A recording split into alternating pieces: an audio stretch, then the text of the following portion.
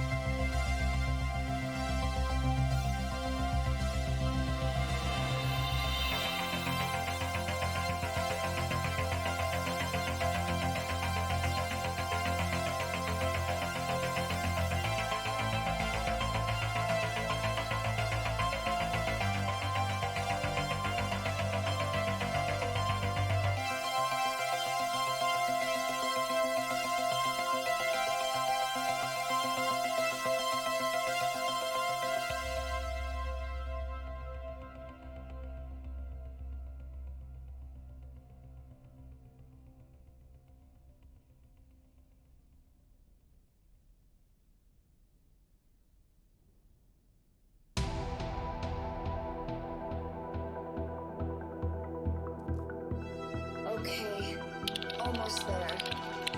God, I hope this works. So many people are counting on me. Let's try this. System initializing. Stand by. Stand by. Software version 3.784. System online.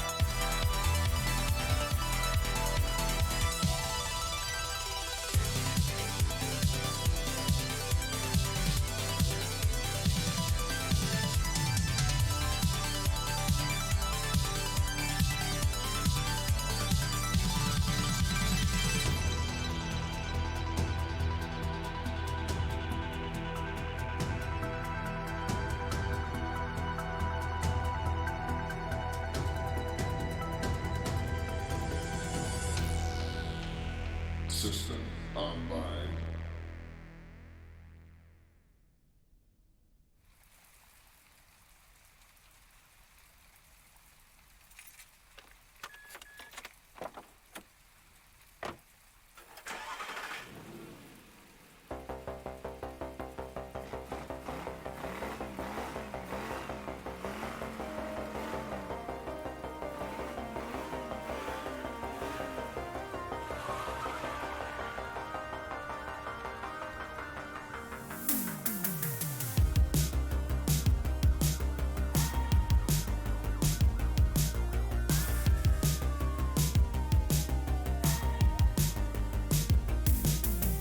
Love is a setting sun, is a smoking gun, is a four-letter word, I hope it hurts. Love is a fatal flaw, is a broken jaw, is a burning bridge, move your hips.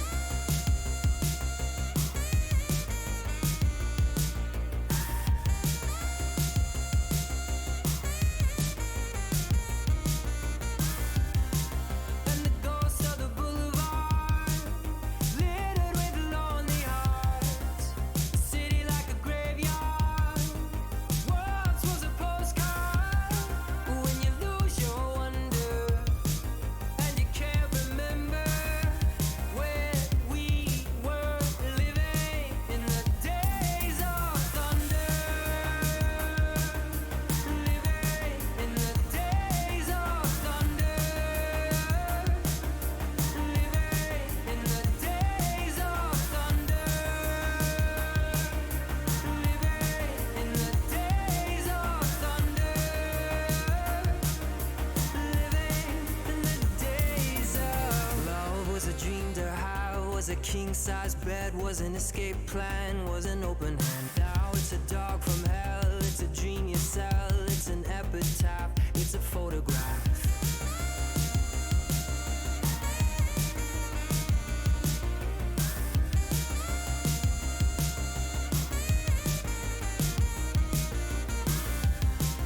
And the ghost of the boulevard, littered with lonely hearts.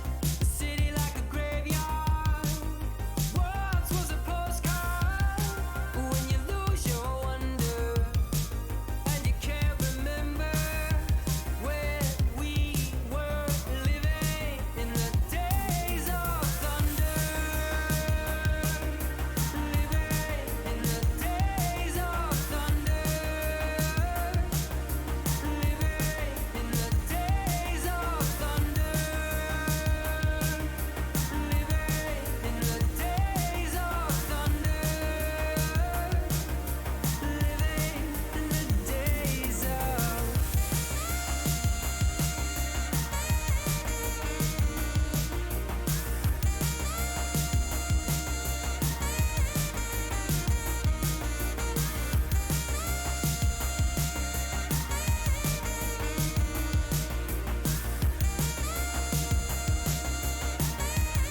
Hello, everyone, and welcome to the Overwatch All-Stars Brawl, a double elimination tournament dedicated to the Tier 3 community, as always presented by Star Esports.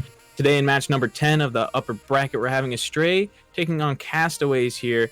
I'll be your play-by-play, and join with me on color is Val. Hey, glad to be back. Really excited for this matchup. Got a strong contender in Astray as always, and the newcomers.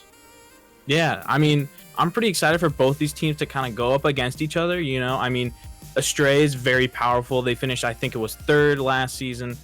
So going into this one, they looked very powerful against, I believe it was Ski Corps recently. Of course, that was before Ski Corps started running their weird little composition of one-trick variants, kind of like Clockwork Vendetta did way back in Contenders. I guess it wasn't way back, but a little while ago. And that was interesting to see. So it's going to be fun to see how they kind of go up against each other here. Castaways is having a sub in, so we'll see how that affects them throughout the match, but I don't expect it to be too crazy. Yeah, you never know what you're going to get. Sometimes bringing a sub in, it can affect that chemistry. But maybe even, I don't know how long Castaways has been together, but from the looks of it, they're a fairly new team. So maybe it's not going to have that huge an effect. And sometimes what you do with the substitute is just like, okay, what are your two most comfortable heroes? Okay, just run those, and we'll tell you to swap off of those. And then they can just kind of get, in a weird way, you build your team around the sub temporarily. So that way it's the best result overall. Yeah, because I mean, when you are getting a sub in, they may have a slightly different hero pool or play style, and you make a good point. You kind of want to build around a little bit with your sub. Of course, it's more them trying to fit in with the puzzle pieces that you already have with the rest of your team. So, it can be a little bit troublesome at times, but I'm sure that they're going to be able to pull it out here. I'm actually super excited to see both these teams go up against each other today. Castaways had a really close match against Turbulence, and Astray really showed some dominance against Ski Corp, so it'll be fun to see them go up against each other. So make sure that you're watching these players. They're very skilled, and you get to vote for the MVP down below. That's right, you yourself, the viewer, get to vote by going down below and picking your MVP during the match, whether it be on the side of Astray or Castaways. Whoever you really think is popping off, go ahead, go down there and vote for them, and we will have a post-match interview with them. And it should be all around a good time. Yeah, I'm actually really excited. Speaking of MVPs, I'm really excited to see this DPS duo on Castaways with Jakarian and Chopper going up against Rory and Switch, because that we know Astray. We've watched Astray for the last, I think, 2-3 tournaments now. We know what they're capable of. They're going to be very fast, very aggressive, and Castaways, it's going to take a lot for them to do it, but they looked very, very strong in the first round matchup. Yeah, I mean, definitely coming in as someone who hasn't shown up before and being able to take the first win against Turbulence, a team who we've seen do well in past tournaments. It's definitely a statement to be made there. And going up against Astray today, I think one thing they're going to have to watch out for is Astray like running the regular composition, that Ryan, Diva, May, but they kind of prefer to run the McCree more with Rory versus the Reaper. It's more map dependent, it feels like, but Rory does seem a lot more comfortable on that McCree, so that could be something they run into, whether maybe or not they're able to run the McCree on the side of Castaways, or if they want to keep running the Reaper. So it'll be interesting to see how these little differences can make a bigger impact while the match goes on. And I think, while it can be map dependent, it also comes down to player skill. But what do you think are some of the reasons you want to switch off that Reaper to go to McCree or vice versa? Well, one of the things that we like, that I like about Rory's McCree is he does a very excellent job of poking that Rhine shield from long range or getting those dinks in from long range, and then when you get in close, he's just as deadly with a flashbang headshot. So with Reaper, you're really only worried about that close range. Okay, is he going to TP a Wraith in on us and then start going to town with those shotguns? But with Reaper, he's just as deadly from 5 feet as he is from 50, and that's something that Rory really brings to the hero that we're not really seeing from a lot of these other teams. Yes, they're all very skilled, hit scan players. This is tier 3, so everybody's pretty good. But he just has that knack for that little pixel hanging off on the side of the Rhine shield, or you're out of position by just a little bit, or you're peeking around that corner. And being on McCree really gives him the advantage or gives him the ability to take advantage of those slight little misplays that Reaper can't from long range.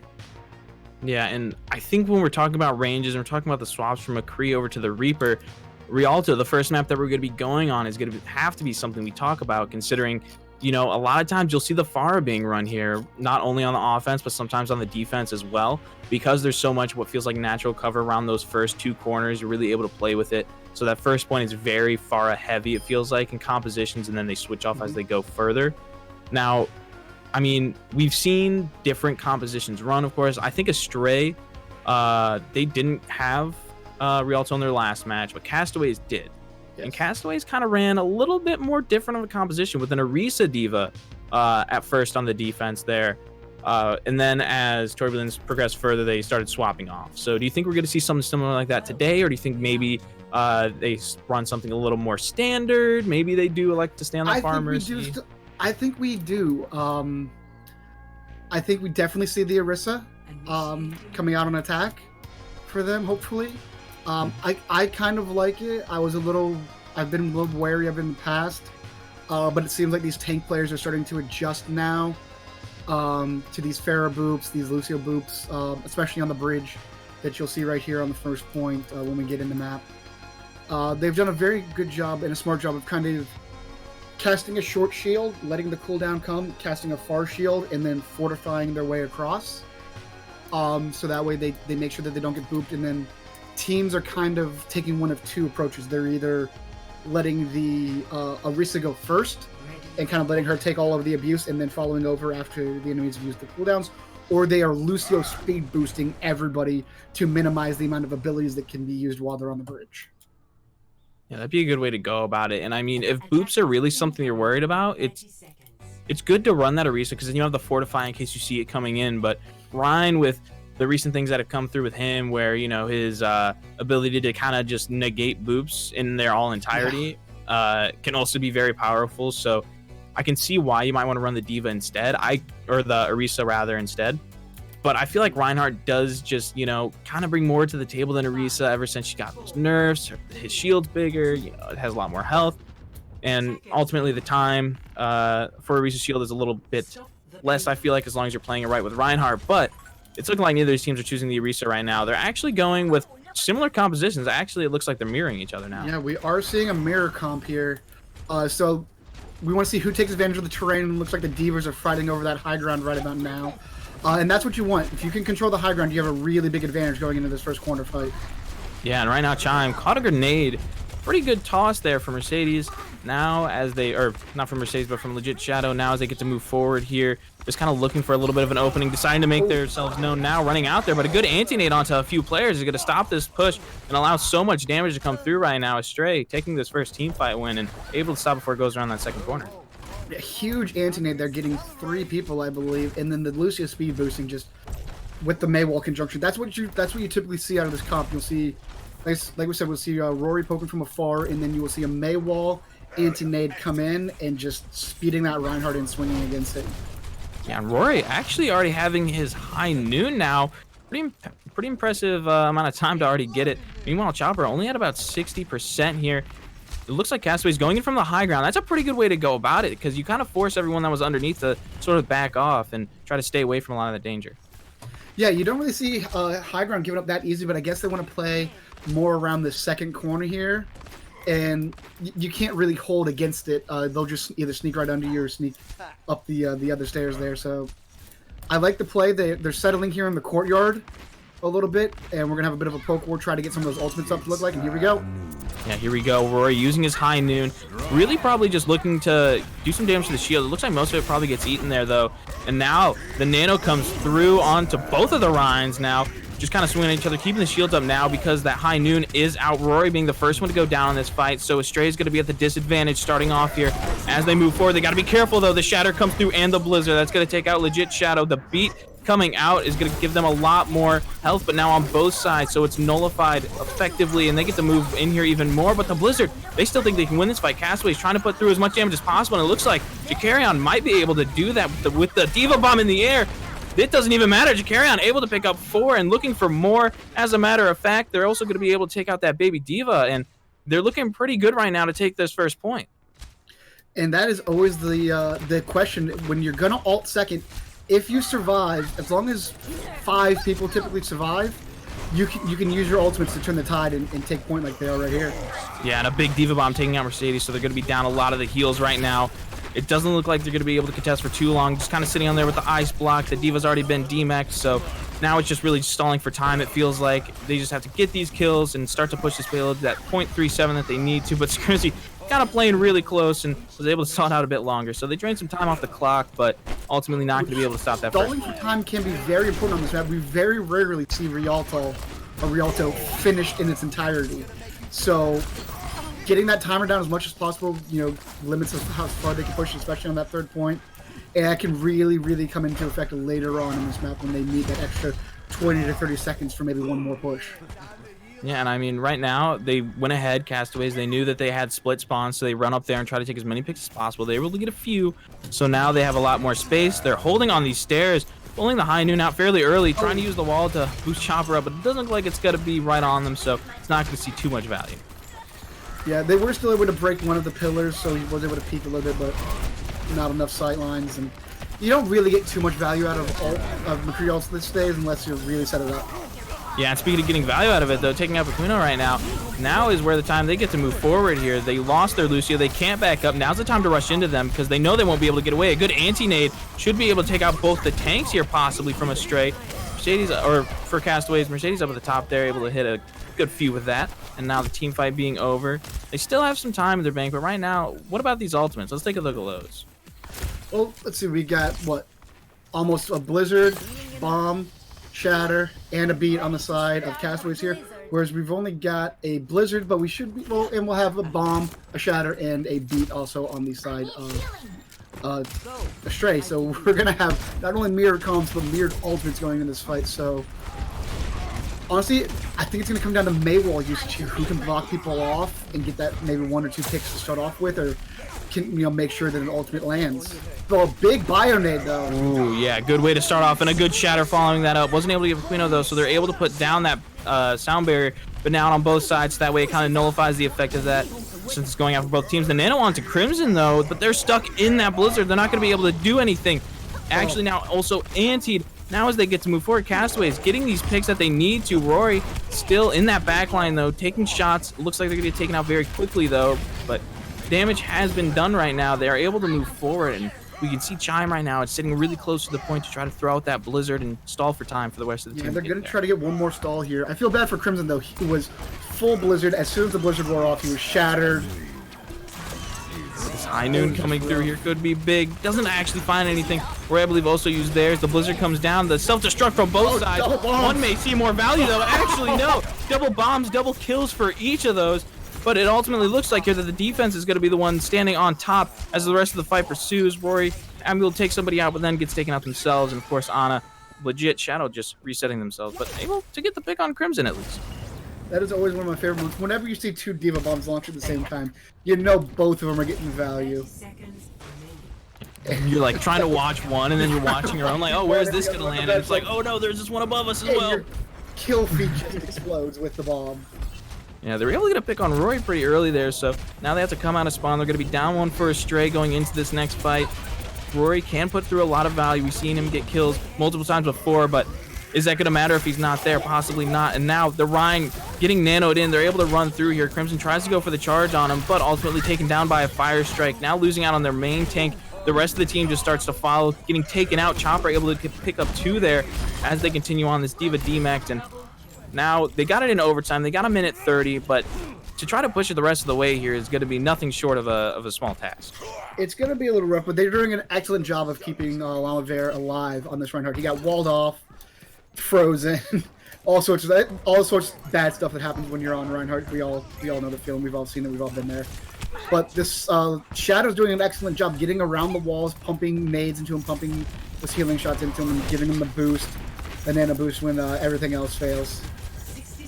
Yeah, you know, the nano boost is always something nice, not only to fall back on, to use as kind of like oh, we're getting pushed into, let's use this, but also as more of an aggressive tool as well, if you want to really just turn the fight into your favor early on. So it's always nice to see, and considering Mercedes has this right here, it could be pretty nice if they put it onto Crimson as they start pushing up here, but a good flashbang and Shatter combination, able to knock down what looks like 4 of the players from Astray. They should be able to make it up though. They've gotten a few kills, but the High Noon over on the side from Chopper, they got to be careful. And actually, Scribsy goes in there for a little bit of a boop to actually block, I think, all of those shots possibly from hitting their intended targets. But is it going to matter? It looks like it might be the end of this team fight right now. Yes, it will be. 20 seconds left on the clock. Chopper just trying to get themselves killed so that way they can reset with the rest of the team. But 15 seconds left. It's going to be close. They're going to push up on them, trying to prevent them from even touching spawn here. But we got a May trying to go around the side. Crimson spots are out, though. Yeah, I don't think they're going to be able to touch. Oh, big Shatter. No, they won't. A pretty good Shatter, keeping them away from that point. No one able to touch. Oh, man. And that last fight there that we saw, you called it actually going into the fight. Mercedes with the nano boost after the Crimson gets shattered, pumps it full of them, keeps them alive, able to keep that front line alive and hold that point there, preventing them from capping the 3rd point there. Yeah, but still, I mean, Castaways got really, really far, almost capping all the way on Rialto. You know, it's usually kind of like if you're not able to hold them on first, you're most of the time able to make it close to 3rd, you know. And I think Astray now going on the offense, maybe, just maybe, if they decide to stick with this composition, they could still see value. But I'd be really excited to see possibly like a Far Mercy come out. Granted, Rory's been really good on that McCree, so that might not be something you want to do. They know that. Same thing for Astray. Chopper's been really good at hitting these shots on the McCree. I'd love to see the Far Mercy, but with how good these McCrees are doing, I really don't see it happening. In fact, right now, before we get in there, it looks like they're already starting to, you know, do the same thing before they mirror these compositions. And ultimately, we saw the fights going through there that while Astray was on the defense with his composition. It felt like every other fight might have been a loss there. They were getting a lot of progress on the card for Castaway, but they were able to turn around more towards the end. But it kind of just felt like every other fight went to the other team's favor. So it started out with Astray, then went to Castaways, Astray, Castaways, and it just kind of kept going like that, what felt like for a little while. And then at the end, Astray was finally able to stop it from getting to that third point, obviously. So maybe they'll have more luck with it, or just have a better play style, fluidity with it while they go on the offense here. It should be nice to see. And as it starts, they're going to be holding the high ground for now. I'm guessing because Chopper on that McCree, you know, just trying to get in some early damage. Yeah, Astray is a fairly aggressive team here, so I think we'll see more fights here as they will try to press into them more often, or just a quicker time cap, because they are going to try to Maywall and Lucio speed boost into this Reinhardt just over and over and over again. So be on the lookout for that. But they're going to take the high ground here, looks like, and possibly have Lori try to poke into them from up top. Yeah, and this is kind of what Castaways did before, where they went up top to force them out from underneath and away from that corner, move into the courtyard like they did from Castaways before. Yeah, and they're basically trying to fight the shield battle here. Although when you have mirror comps, it's always tough to gauge who's going to win that shield battle. Although we got a big anti-nade here onto the McCree, and there they go. Yeah, a really good anti right now as they get to move in here. Crimson able to take out 2 with 1 swing as they move forward. The Nanos actually been invested into this fight. Despite them getting the 2 picks, they want to make sure that this fight is won and it is won quick. So they're going to go ahead, use that Nano on Crimson to make sure everybody's getting taken out there. But legit, while they do get taken out, they were able to demech Train Cloud though. So, you know, now they're just going to have a baby diva on the field. They won't have that big old suit that's able to eat a lot of the damage that can come through here. So now it looks like Castaways, if they're able to make it to the point in time, might have the advantage. And that they do. Like they're just going to get there. Yeah, just got to get there. They put the Nano onto Lamavir as they get to move forward. Losing out on Chopper, though, pretty early on. The Shatter comes through, blocked by the Maywall. Really good Maywall there to block that Shatter. That's something that could have totally changed the fight. But the Shatter now coming out from Lavir, only really able to pick up Train Cloud. But the Blizzard able to make its way through from Jakarion, freezing just the Reinhardt for the time being, but that might be enough. Losing out on that shield is allowing so much damage to come through. Legit, able to pick up 2 kills there, despite being on the Ana, also going for a little bit of a frag movie themselves. Yeah, not having that diva there with that defense matrix, A, the defense matrix, and then B, just all 600 HP of that to eat up more damage, really showed in that very brawly under the bridge, or under the overhang battle there. That's a very, very tough place to fight, very brawly place to fight, and losing out on that much HP, just, you knew it wasn't going to be good. Yeah, now Chopper using that high noon to kind of stall it out a bit longer and make them back up, secure some space and time. Now they get to move forward for the side of Astray, just kind of taking these different angles, going with a little bit slower approach, but trying to herd them away from that right room, it looks like, with that Maywall. And they're able to pick off Chopper here to start off the fight, so now they get to move forward a little bit without having to worry about getting flashbanged. But they still want to be careful. They know that they can't just run in there and immediately take the kills, but losing out on Lamavir right now is absolutely devastating for Castaways. Now missing out on that main tank. Crimson got the Nano during that fight. They're able to swing but through so much damage, and it looks like right now they're going to be able to cap this point, but you know, just giving them a little bit harder of a time as they sit on there for a little bit longer. And that was beautifully well timed. When Crimson got the Nano boost, he didn't just immediately charge in or immediately start swinging. He let the rest of his team catch up with him, and they engaged as a full unit of 6, which is what you really love seeing. A lot of times, I'm guilty of it, a lot of us Reinhardts, we get that Nano boost, we get that adrenaline pumping, and you just want to start swinging. All of a sudden, you get slept, you get flashbanged, you get May frozen, you get Brian charged, and you're dead. Yeah, it can be a little bit difficult there. Rory using that high noon with the Maywall on top of them. I mean, right now, looking at their ult economy, both these teams are fairly close when it comes to ultimates. Coming pretty close here. Rory getting taken down by a nice shot from Jakarion, and now losing out on Crimson as well from the pin.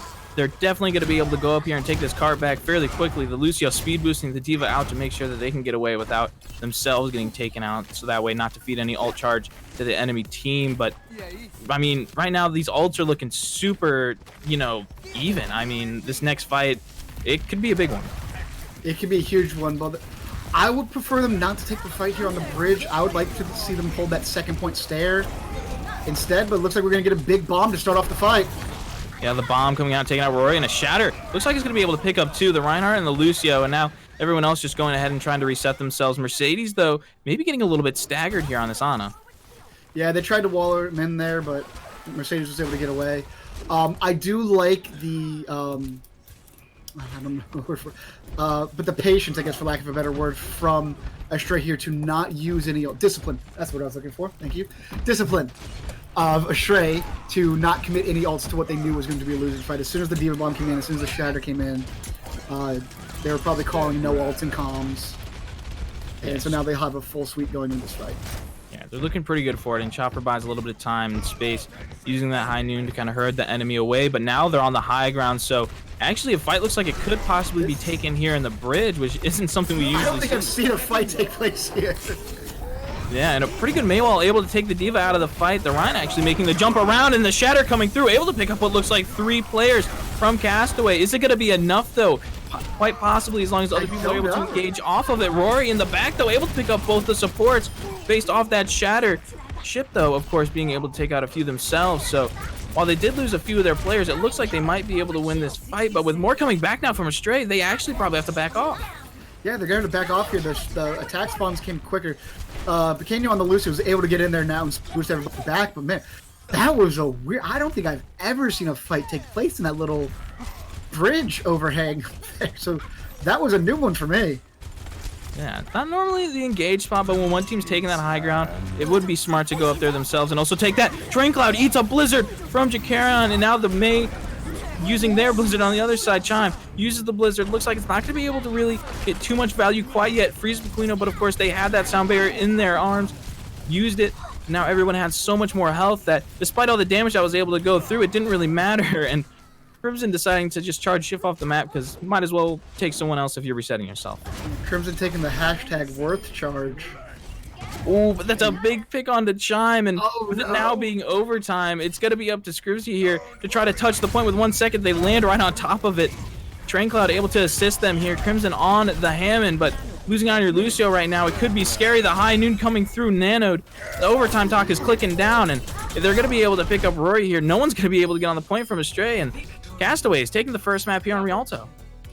A somewhat surprising result, but given what we just saw there, I'm looking forward to see how this match plays out, because that was some very, very strong defense there from Castaways. Some very unique plays, some very unique positions to be holding. So yeah, and right now at this play of the game, we get to see, what was it, 3K, 4K? 4K for Jakaron. Very impressive. Very impressive May play. Very good wall usage from both sides, actually. I'm really loving these May wall engages, which is kind of the meta that we're in right now. Somebody who's been playing May since season 1, I'm loving to see it. I personally love the Ice Devil. Most people don't. So. I mean, please don't fire me. I'm not. I mean, May, if you play her, you like her. If you don't play her, most of the time you don't. That's just kind of how it goes. But you know, she is really powerful right now, because with that wall and the ability to change up the map, like just even if for that temporary time, can be absolutely massive, especially in some of these chokeways where the wall just fits perfectly. Yeah, especially on that second to last fight we saw when they were taking that strange bridge fight. That is the exact situation where a May wall can instantly change the fight, walling off 2-3 people, giving yourself a 6v4. Looks like they are going to... Castaways is going to ban out Volskaya, though. Not wanting to take one of those more brawly maps, it looks like. Yeah, Volskaya, I mean, I can kind of understand that. You know, it's a 2CP map. But we haven't really seen too much Volskaya here. Teams may not like playing on it because that second point defense is really hard to try to capture, as most 2CPs are, granted. But now that that's out of the map pool, Astray is going to be the one to select the map. So I'll be interested to see what they go with here. I'm thinking since we had Rialto just a pure escort, maybe they decide to go with King's Row, a map that they are very dominant on, or if they decide actually now to go over to Oasis, a map that they also won 2-0 before, where they ran, I think it was on Sydney Setter, like this dive composition with a Zen Brig that worked out pretty well. I believe you're right. I know they ran some sort of divey composition. I can't remember the exact composition, but yeah, it was I love it. I love seeing dive.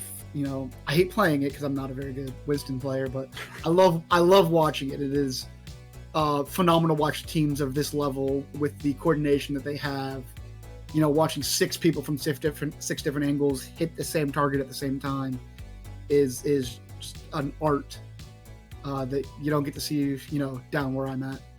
Yeah. I mean, it's always fun to watch the dives, especially with these players. Like you said, they're very high skilled, so they're very coordinated with their dives. And I think, what really kind of made it powerful last time is what they were running with their dive in the support lineup. I think it was a Winston, a Hammond, Tracer, Sombra, Zen, Brig. I think that's right. It was either the Hammond or the Diva. I don't remember which.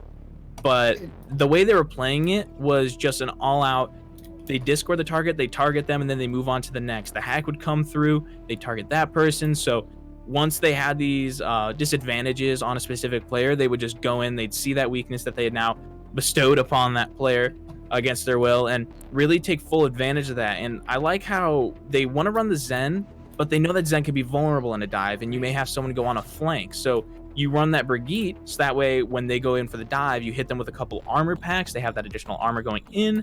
And then, of course, you keep the Brig on the Zen. That way, if someone is trying to flank around and get your Zen, they have protection not only by themselves trying to take that 1v1, but you have that Brig there to provide a little bit of shielding, heal them up in scenarios like that. So it's a really interesting and good composition.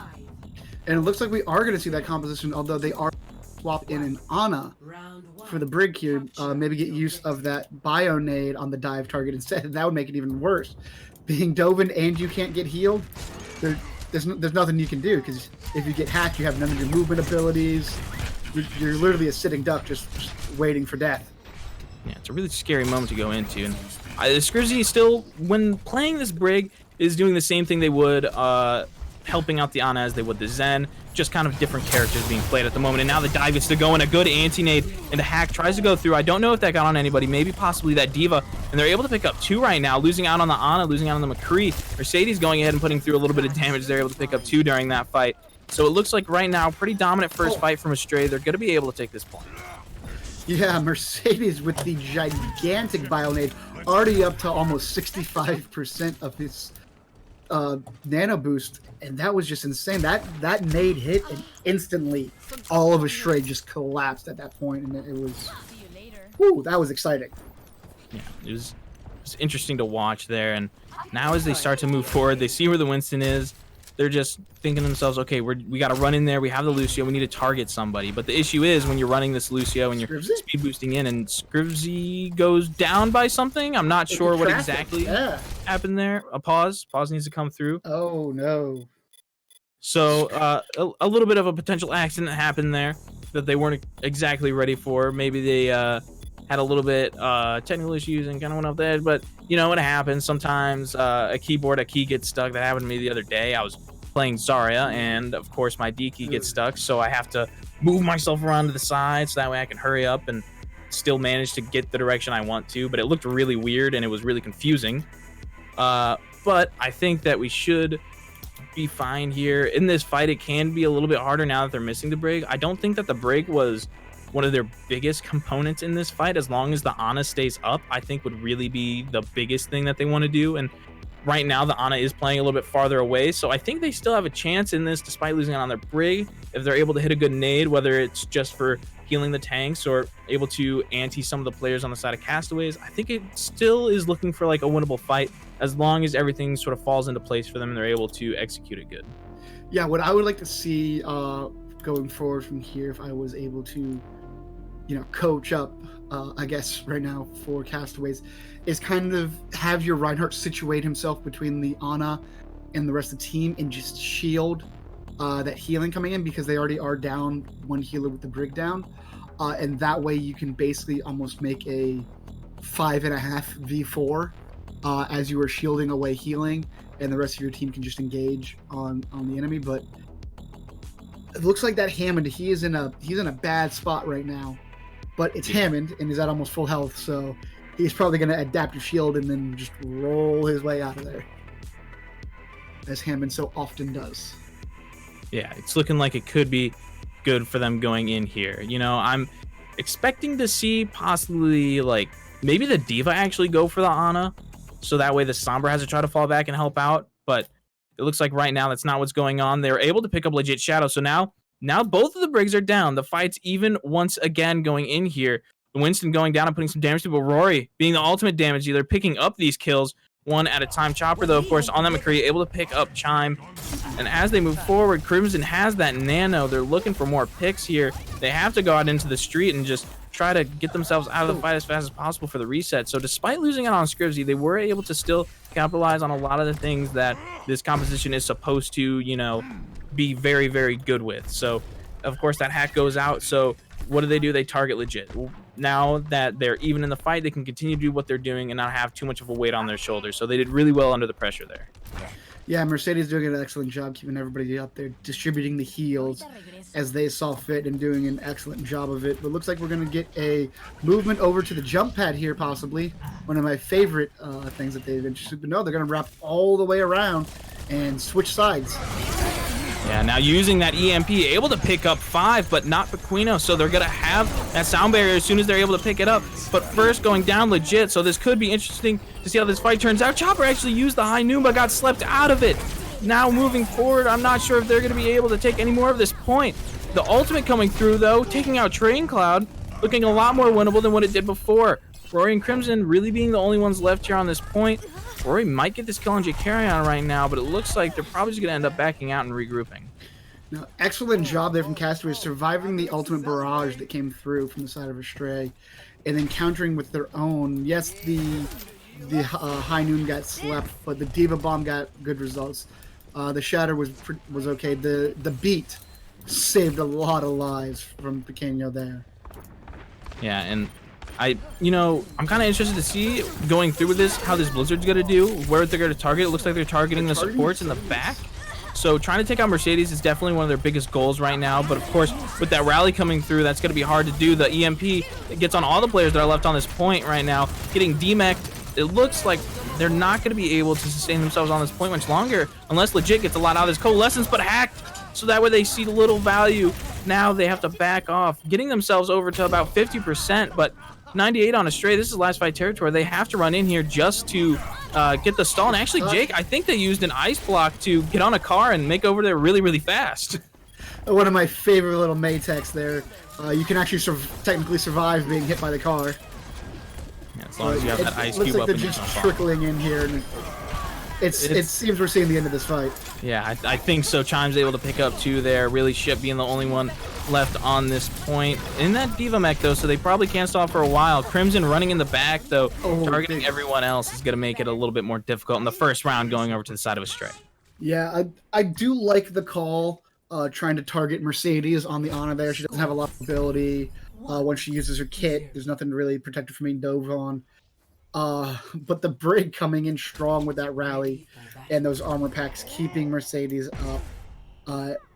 And then once they survived that, it was all over basically for the side of Castaways, as they had nothing left to defend the point, and they were just overwhelmed and overrun by the aggression that is Astray. And it looks like going into this next point here, we're going to be on Gardens, a map where we usually see like a Pharah or something other run here. Maybe you also see the Hammond. I really like Oasis because you usually see a lot of these diverse comps, but it looks like right now they're going to be basically mirroring each other, except Jacarion's going to be on the Doomfist rather than the May. Yeah, have not seen Doomfist yet from him this map or this match, but this could be a very good way of controlling point. You can punch people A into walls, but B off the map. But it looks like he's being poked out here by Rory, just keeping him in check, and that's something he's gonna have to worry about. Yeah, and speaking of worry about, you got to worry about your Ana going down, so you're not gonna have as many heals, and now you can't back out because your Lucio is also down. So it's do or die right now. It's either you go in there, you do what you can and die, or you just leave before you die. Chime, though, able to pick up quite a few during that fight. I think they were also the one to get the pick onto legit. Yes, you're right. So at least 3 kills, if not more. Just doing an excellent job with those right clicks and the melee at the very end to Chopper. Yeah, so now going into this next fight, no one's really built up enough ultimate percentage to gain them any ults during the fight, so still going to be pretty vanilla going in here. Just trying to get aggressive. The Maywall's been thrown down, not really taking anybody out of the fight. Castaways is trying to take over this high ground. Train tries to get a boop, and actually a big boop comes in. It's able to pick up what looks like maybe 2.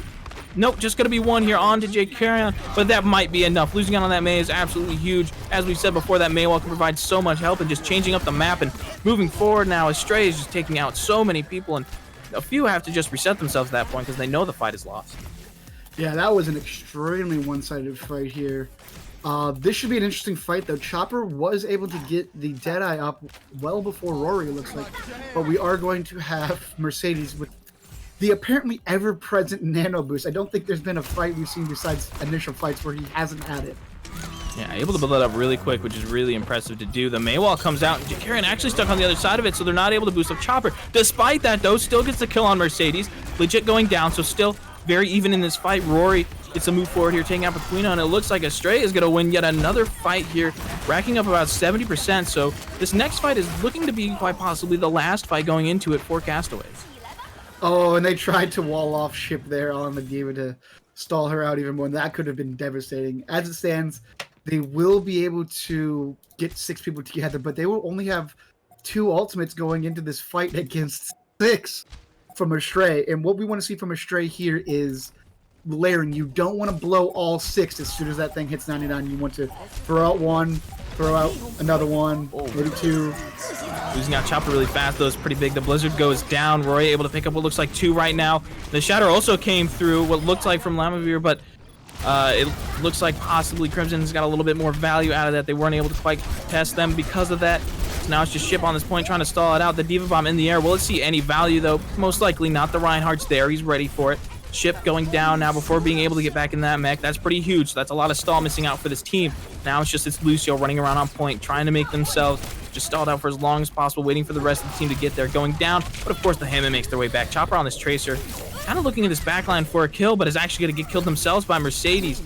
So despite them being able to stall out for so long, they're not able to actually increase the amount of bodies they're getting on point. As I say that, though, both the tanks are here. They have a support. They have a DPS, so this could be winnable. The Blizzard comes down in the Nano on Jake. Look, yeah, it looks like they might be able to actually pull this off. Both of these tanks going down, but the self-destruct is going to allow them to remech themselves for Train Cloud. So this fight is looking like it's going back to the side of Astray, though. As I say that, Rory back on the Tracer, able to put in some damage, picking up 2. So now, despite there being quite a long overtime and quite a large stall, very impressive from Castaways, they're not going to be able to win the map overall, though. Astray showing why they chose this map. They are just so dominant on this map set here on Oasis. I mean, that was a completely different showing from the first map. Rory, though, here with the play of the game, he's just, oh goodness. Yeah, here at the end, able to pick up 1 with that high noon, pick up Aquino, carry on very low, gets taken out, but did enough damage to let the team go through there and finish them off. So pretty good by them. But, you know, if we see the maps kind of go back and forth, at the end of the day, I might go on the side of Castaways. It's going to depend. If Astray can pick up the next map, they're looking very, very good to take it. If Castaways pick up the next map, of course, you know, it's also looking good for them, of course, because, I mean, you know, 2, you only need 1 more, so, of course, it's going to look good. But if it does go that back and forth with these teams getting their map picks, Castaways in the end will end up taking it. So, I mean, if Astray does pick the next map and Castaways even then has their map pick, they're probably in the best situation, because even if Castaways win the next map, Astray still get to pick that one, and then it'll kind of flip back and forth. So right now, it's looking pretty interesting to see how these teams are going to go ahead banning these maps. And while we're in this little bit of downtime right now, while we wait for those to come through, don't forget to go down below and vote for your MVP, whoever you really think is popping off during this match, whether it be Rory on the McCree, being able to put through so much damage, absolutely destroying, or Jakarian on the May, getting that big Blizzard on Oasis, picking up a 4K right there for them, looking very nice. So make sure that you just keep an eye out for that. And also, while we're in this downtime, why don't you go ahead and follow us here on Twitch, subscribe here if you're feeling generous. We'd really appreciate it, of course. No need to. Also, go check us out on Twitter. Follow us there, YouTube, where you can check out all the action in case you missed anything, and join the Discord and kind of hang out with the community. It's all around nice. Yep, just hit that exclamation mark YouTube, exclamation mark Twitter, exclamation mark Discord in the chat for all of the links provided. And if I am Castaways here, I am not choosing a King of the Hill map. It looks like they are going to choose King Dro. And moving forward, if they win this, I am definitely banning any other King of the Hill maps that we have left. I mean, it's definitely got the potential to ban it. Now, going on to Kings Row, both of these teams are pretty good. Castaways has a really good offense, in my opinion. I think their offense is where they shine on Kings Row. But I think where Astray shines on Kings Row is their defense.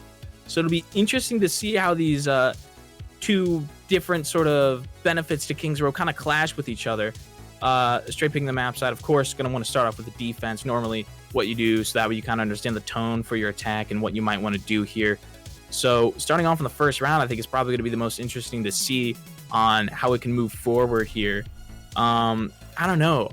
I'm not expecting anything too crazy compositional wise. I'm expecting the same thing we've kind of seen throughout this match. Yeah, same here actually with the we saw a little bit of the Doomfist, but it was a quick swap back to the Mei for Jakarian, and I think that's probably what we are going to see as both of these teams ran it very well. Castaways obviously very well in the first maps. Astray very dominant on that second map. So both teams probably feeling confident of, no, we want a map with this composition. We can keep running it kind of mentality. And that can be very strong for your mentality is just belief that it can win simply because if you're down 2-0 or something like that and you're running mirror comp and man, this is the comp we practice all the time and it's not working and this is our best composition, it can really get in your head.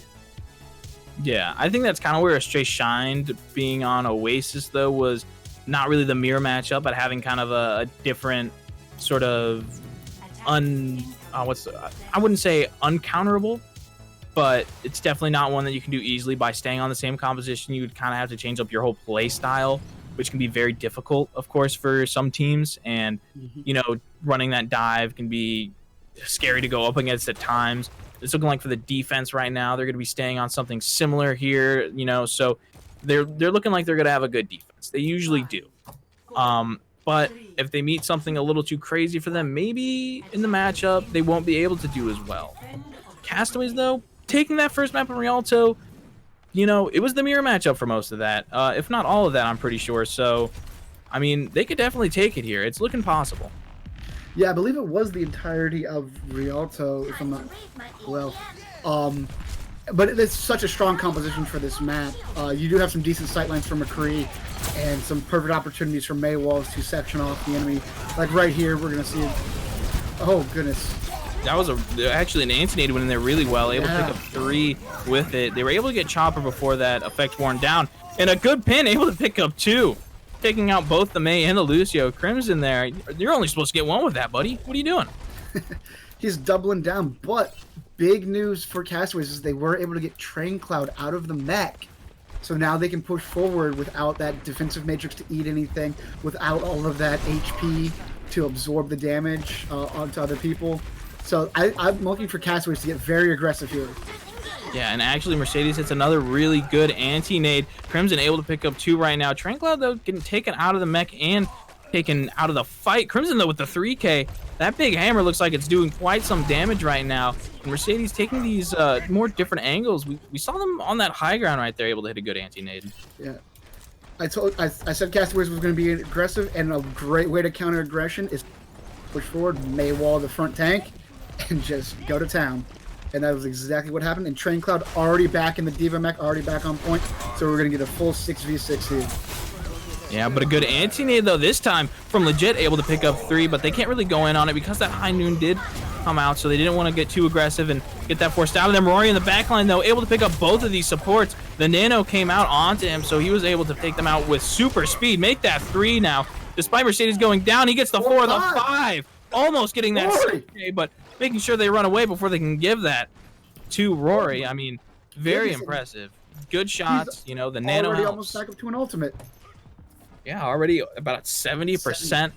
And as we speak about ultimates, looking at this next team fight, Chime's going to have their Blizzard and Jakarian coming close to it, but I think right now for Castaways, they might just want to try to bait out some ultimates. That way their next fight, they can stack a bunch. Yeah, they got 2 options here to try to poke and get some up. Oh my goodness! The stun shatter combo is going to stop their dream from coming true. Using really only 1 ultimate to secure themselves that fight. Really well timed, well coordinated, and very impressive from the side of Astray. Oh, Crimson says, I see your strategy and raise you a hammer. Just devastating the entire side with a single ultimate. And now they're going to have 4 ults going into what could be their last real push here. They'll probably get one push and then maybe a half push after this fight if they don't win. Yeah, Chime starting off with a Blizzard here, getting taken out. Legit swapped over to the BAP to have that immortality, which could help them out. Chopper, though, able to pick up a few in the backline right now near the point, gets taken out relatively fast once everyone notices. The Shatter goes down, and Crimson takes out Lamavir for using it. So, I mean, maybe they want to swap off this Reinhardt. Yeah, I don't know possibly why they used the Shatter. Maybe it was just a little bit of a miscall, you know. Sometimes when you're getting in a heated fight, you don't notice that some of your teammates have already been taken out. So it's looking like that's more what happened there. It happens. But now going into this fight, not going to hit the ante on anybody or sleep. So they can still push forward here without having to worry about any of those abilities coming through. And it could be big, but stuck in a sandwich right now. The Blizzard comes through. Crimson is probably going to get taken down here along with Chime. Chime being the first one taken down. Actually, Rory was. But the bomb up in the air, not quite able to find anybody. I think this is finally what they needed. They got all the kills that they need to come through here. They just need to clean up this point. Despite it being in overtime, they are still going to have, I think, 2:30 on the clock. 2:30, yes. And that is going to be huge for them, at least getting this cart moving, because those first point holds are very few and far between, and it would have all but sealed the map for Astray, getting that full hold there. So at least now they will get the point, and they will get some progress here, but it looks like Astray is going to try to hold the Arch here, one of the better defensive points, possibly some would say the most defensible point for this Streets phase here coming up. Yeah, this point right here allows yourself to have a really early team fight and still possibly able to pick up like another team fight towards the end, whereas if you played back to that other Mega, it'd be a lot harder because right now the spawns are definitely way more in the favor of the offense here, but will it matter? It just depends on where the kills go. When this bomb going down makes the first kill going to the side of Castaways, Mercedes going to take it out. And like I said, it's a long spawn from there, so they're not going to have that healing anytime soon. Losing out on Jake, the Shatter comes through, able to pick up two there. Crimson trying to save their teammates with a pin, but Chopper just executing everybody in sight. Make that 4 for Chopper during this fight, and now they get to keep this cart moving. Excellent push there from Castaways, and Chopper saying, hey, Rory, you got those skills on the trees? Look at me too. I can be MVP as well. Yeah, I can be MVP too, so why don't you go down below and vote for me? But yeah, good reminder to go down and vote just in case maybe you're seeing someone you like. Normally, I would suggest waiting to the end of the match and kind of really thinking about the whole thing in its entirety. But of course, you can go ahead and vote right now. Maybe one of your friends are playing, so keep an eye on that. And oh, the high noon! The high noon tries to come out there, but Lamavir hits the fire strike onto him, so not going to see any value with that. They're able to touch this cart, though. They have the contest. The Blizzard's on point, but will it get anybody? Nobody quite caught in that. Chopper does get frozen, though. Doesn't go down. That's the big thing. The Maywall's up here right now. Crimson with this nano can put through so much damage. They have to be careful. They're keeping a lot of their space away from him. And now the beat comes through. Chopper using this high noon to zone them away from the rest of their team. Mercedes getting taken down, so they're not going to have a lot of healing. But the bomb on point, not quite able to find anybody, but Chime's going to be the one taking out their counterpart and Lamavir on that Reinhardt. So missing out on their main tank. This might be what the defense exactly needed. Chime able to pick up another one, but it looks like it's not going to be enough. Chime trying their hardest, but eventually the whole team just gets taken out. Rory taking 2 of them with him, though. So you might not get as strong of a push here because now they do have to wait for 6 people to come back on this point, giving a straight time to get the rest of their team back up and then set up either at this first corner as most people hold, or possibly or at least the second corner here.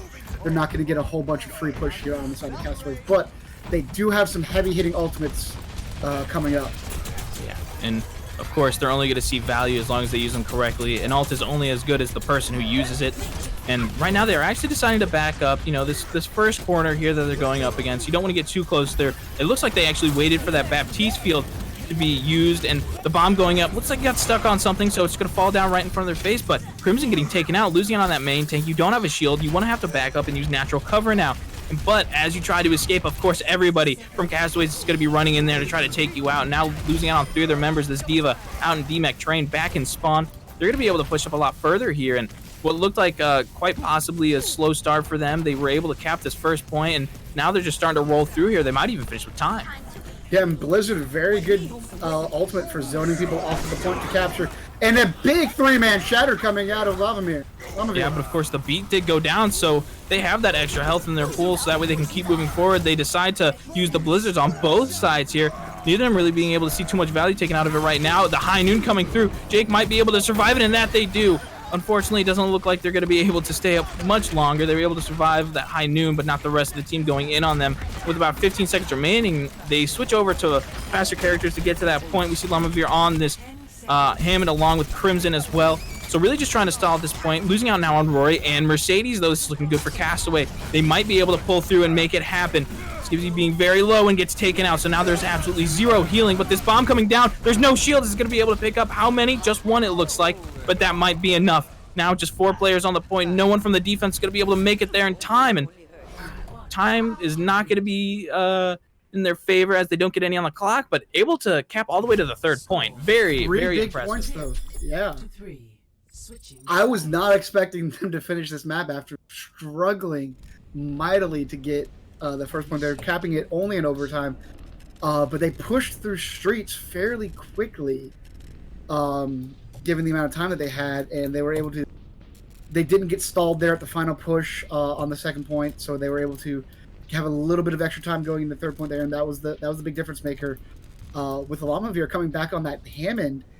Getting the full team back into the fight very, very quickly and having an impact. He was able to pile drive Rory, get him up in the air, and him and Ship on the Diva were able to take him out of the fight very, very quickly and kind of turn the tide of the fight, not having one of their probably their main DPS with Chime on the main, just not able to put out as much damage because Mei doesn't do that much damage.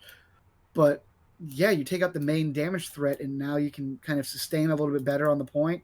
You can get 6 people pushing together, and they were able to cap out that final point very, very nicely.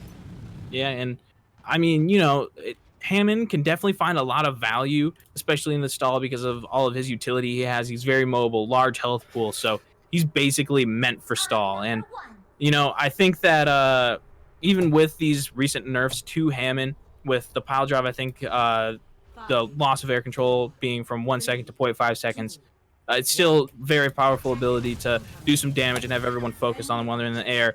But speaking of a lot of damage, Rory able to get the first pick on a Jake Carrion on that Mei using the Widow at the start. Now switching back over to the McCree, they're going to be able to run in here, not even have to worry about getting walled off. So they're going to have to give up some space on Castaways immediately. Castaways is going to have to give up some ticks, but Lamavir gets walled off, and they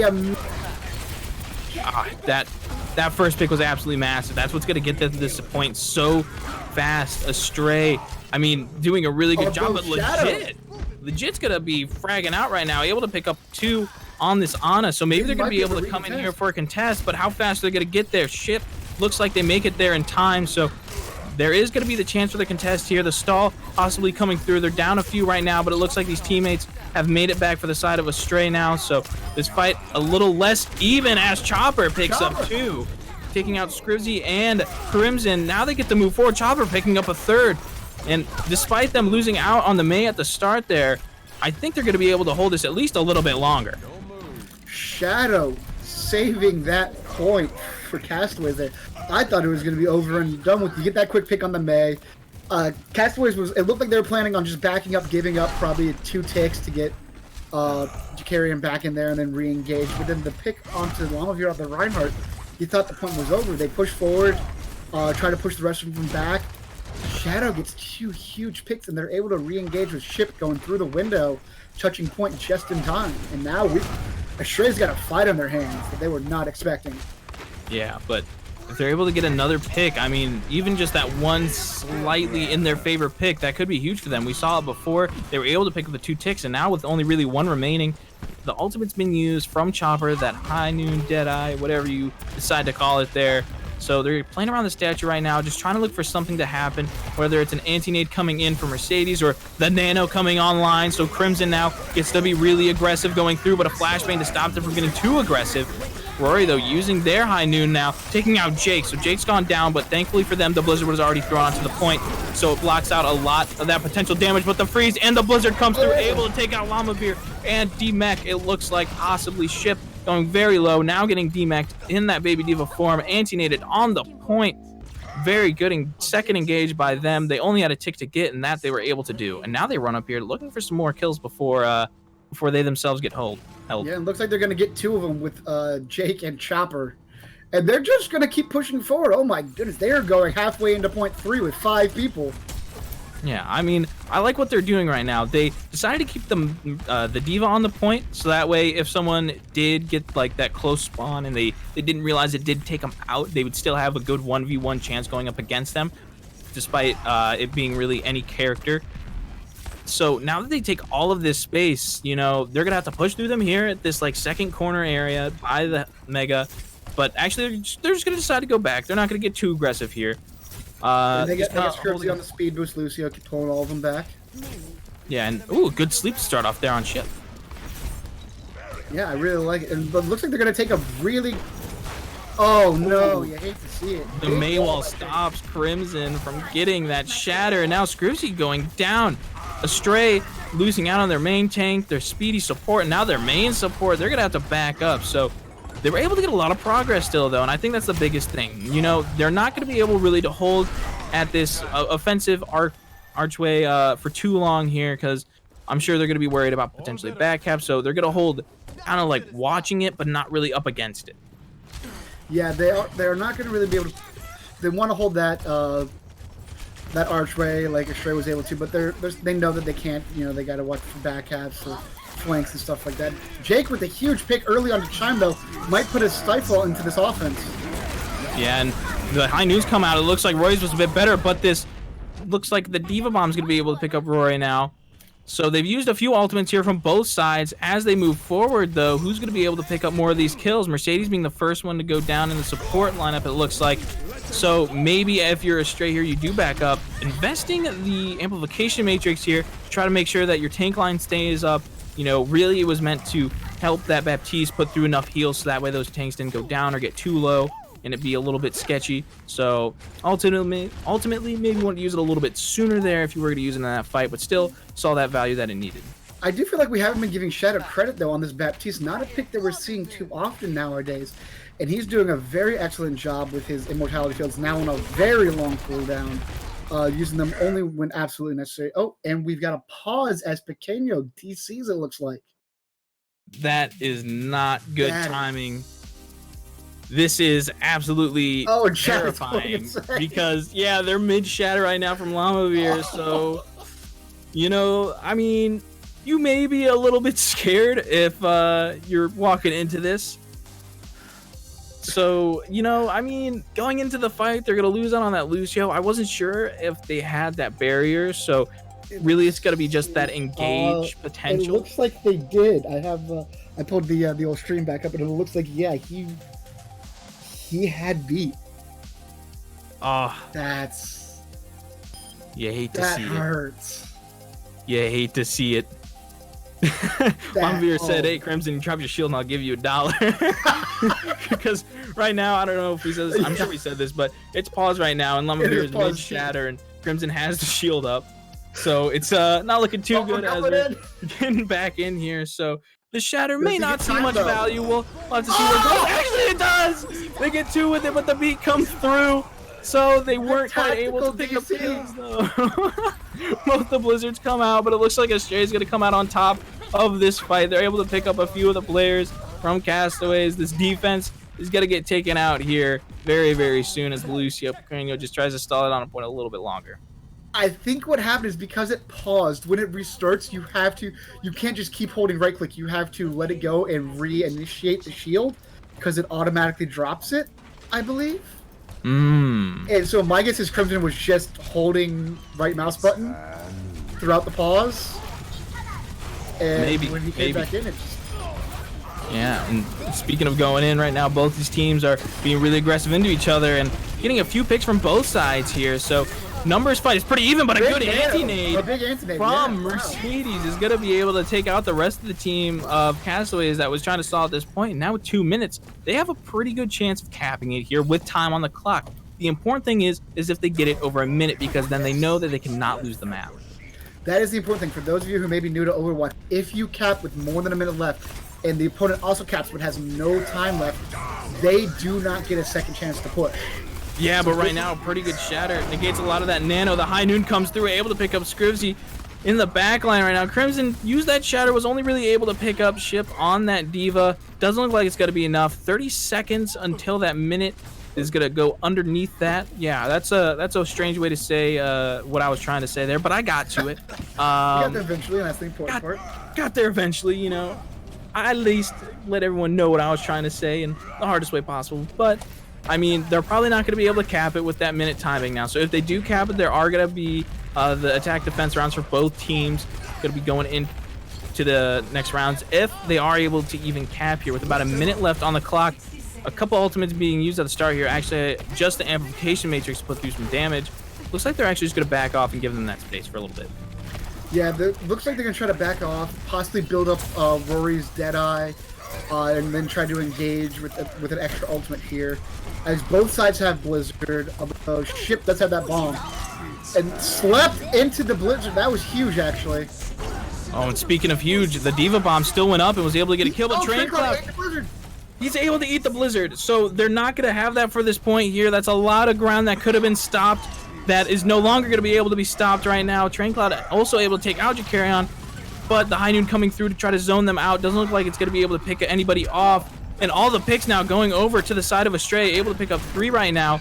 They might be able to cap this at least with a little bit of time to give themselves an advantage here, but maybe not. The card is making its way, and that it does. Only 7 seconds faster, so it's looking pretty even right now in this fight. Yeah, however, if it's going to be similar to what their first attacks went, big advantage to the side of Astray, who got it on, I believe, their second push through. We almost got it on their first until Shadow came up with those 2 huge picks. While Castaways needed the full time and actually had to go into overtime in order to capture first point. So Astray probably feeling, I wouldn't say happy with the result, because they obviously wanted to probably cap with more than a minute to make sure that there wasn't the opportunity for Castaways, but they have to feel better. They have to feel confident going in, knowing that they can get it on their first push. Yeah, and you know, because we're in these rounds now where it's gonna eventually just go into overtime pretty quickly if they're able to cap it, you know.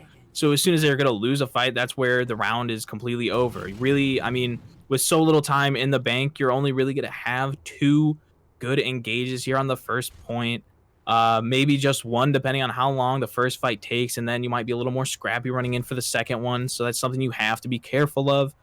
You know, Astray really good on this defense here. Like you said earlier, it was the very last push where Castaways made their way through. Meanwhile, Astray was able to get it on their second engage. So, you know, it's gonna be pretty close. Yeah, that's one thing you'll see. If there's an early pick onto the offensive side, where when the offense players gets killed, you will see them back out right away and try to get wait for their 6th man to come in. But an interesting approach here, taking the high ground. I don't think we saw this at all during their first set of attacks. No, and I really like this because they noticed that's where Mercedes was sitting originally. They were on that high ground to get an easier nade in. So now they're just trying to control the high ground. Oh no, Reinhardt. Yeah, the Reinhardt's going to be able to walk to the stairs, thankfully. So they're still playing on this high ground, just trying to find a good way to go around this here. Just, you know, now taking the point over. So the roles have kind of swapped right now. It looks like more Astray being the attacker here, having to run onto the point to stop it from being capped. But are there going to be any picks, though? It looks like there will be. Jake goes down, but Crimson, ultimately possibly the bigger pick here. Chopper is going to be the one to be able to pick up 2 onto Astray. This fight is quite honestly the only one they're going to be able to get here. And it's looking like Astray are going to be able to take it. In fact, Rory built up a High Noon during this fight, able to secure a kill there. So if he's going to be able to touch, no, Jake actually gets slept right before they get onto the point, and then kind of do a little bit of a flop on, but not in time, which is the big thing. That was an extremely fast High Noon build, especially considering that there wasn't even a fight taking place until 30 seconds into the point. There was a very long wraparound. Yeah, I liked the idea. Yeah. I mean, it was good. They wanted to try to negate that high ground from being used by Mercedes, and then they were like, okay, well, let's just keep taking this high ground so that way we can get on that far side of the point, and we won't have to worry about trying to get through hotel or anything and force them to come to us. So ultimately, the picks kept going, you know, either way. It was looking really good. It was that back and forth. But eventually, Astray was just able to find, you know, where it was 1-1 to 1. And then it was like, oh, they got 2 more picks now on the side of Astray. And it just started changing the tides, because as soon as you get that little advantage, it starts to snowball. It just goes exponentially. And, you know, I mean, they're playing right now to win.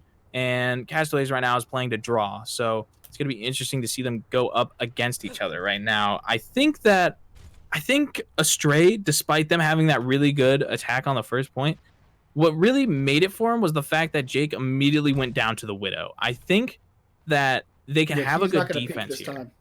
Yeah, just don't get picked, forehead. But they'll be able to do it, I'm sure. You know, just hide behind that wall. You don't have to worry about it too much. You understand the mistake you made, so just don't make it again. It happens. And now it's looking like they're going to be running out with these mirror compositions, which we've seen go both ways in terms of fights right now, but the engage is what's going to set them apart. Yeah, Jakarian possibly looking for a cheeky wall there at the gate, decided against it. Goes back to join his team here, and it looks like we're going to have just one fight here for the point. Now remember, they don't need to get a full cap. They only need to get the 33% for the first tick in order to win.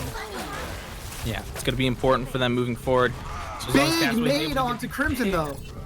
Losing out on Crimson is really good for them, but losing out on Jake, you know, this is something that happened before, and Astray was able to pick up the slack despite the kills going more of that back and forth. The attack has this spawn advantage because of how far away the defense feels like it is, so you've got to be scared right now if you're Castaways. You don't want to get too aggressive and lose a member, but you also don't want to just give up a bunch of space on the point. Yeah, Crimson back well before Lamavir is, but Pequeno going back, taxiing the Reinhardt to the point, and it looks like we're going to get a final 6v6 here for the point.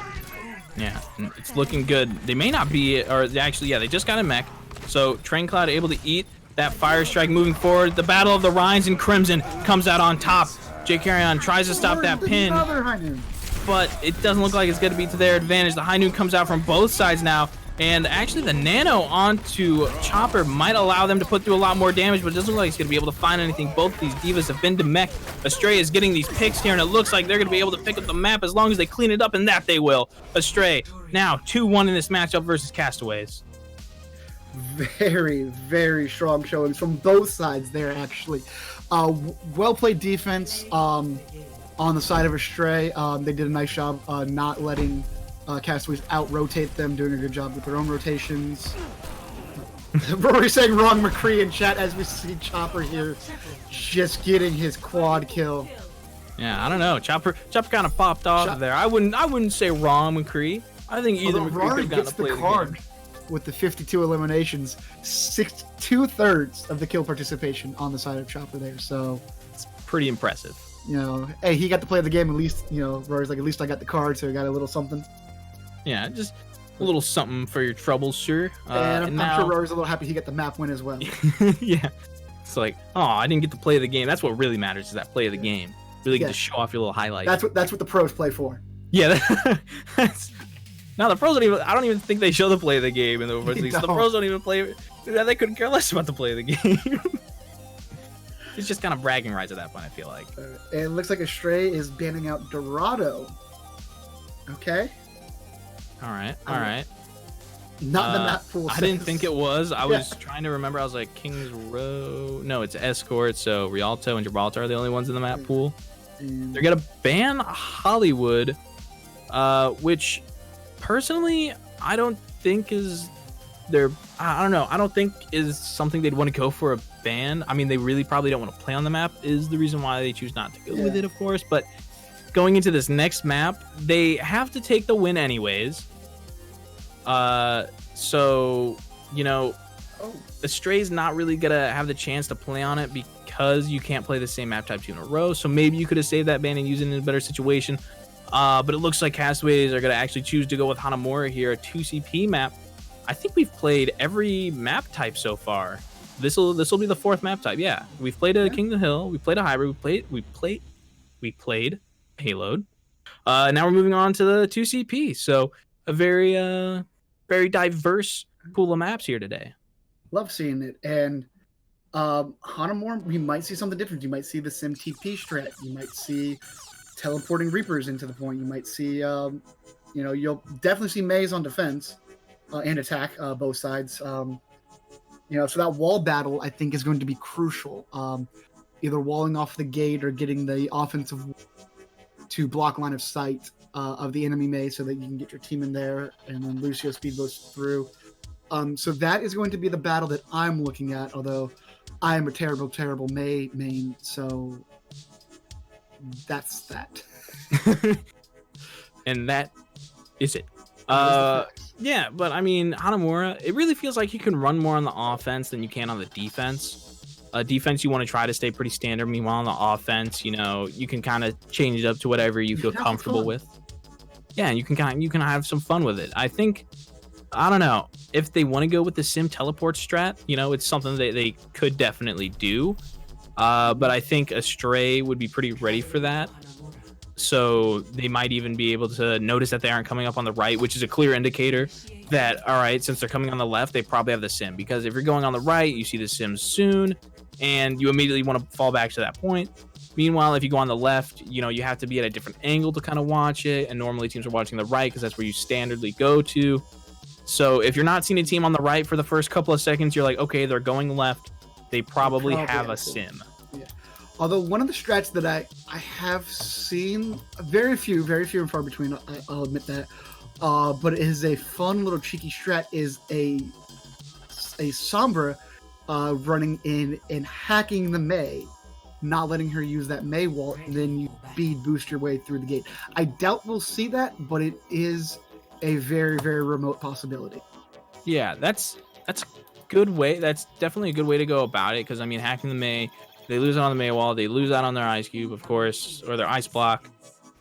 So it can make it a lot easier to run in there with the speed boost. But ultimately, I feel like the Sombra wouldn't see too much value past that, because then it would kind of be like they get targeted down whenever they saw them during the fight. They would have to try to build up that EMP, which can be very difficult if you have a diva that's just spy checking all the time.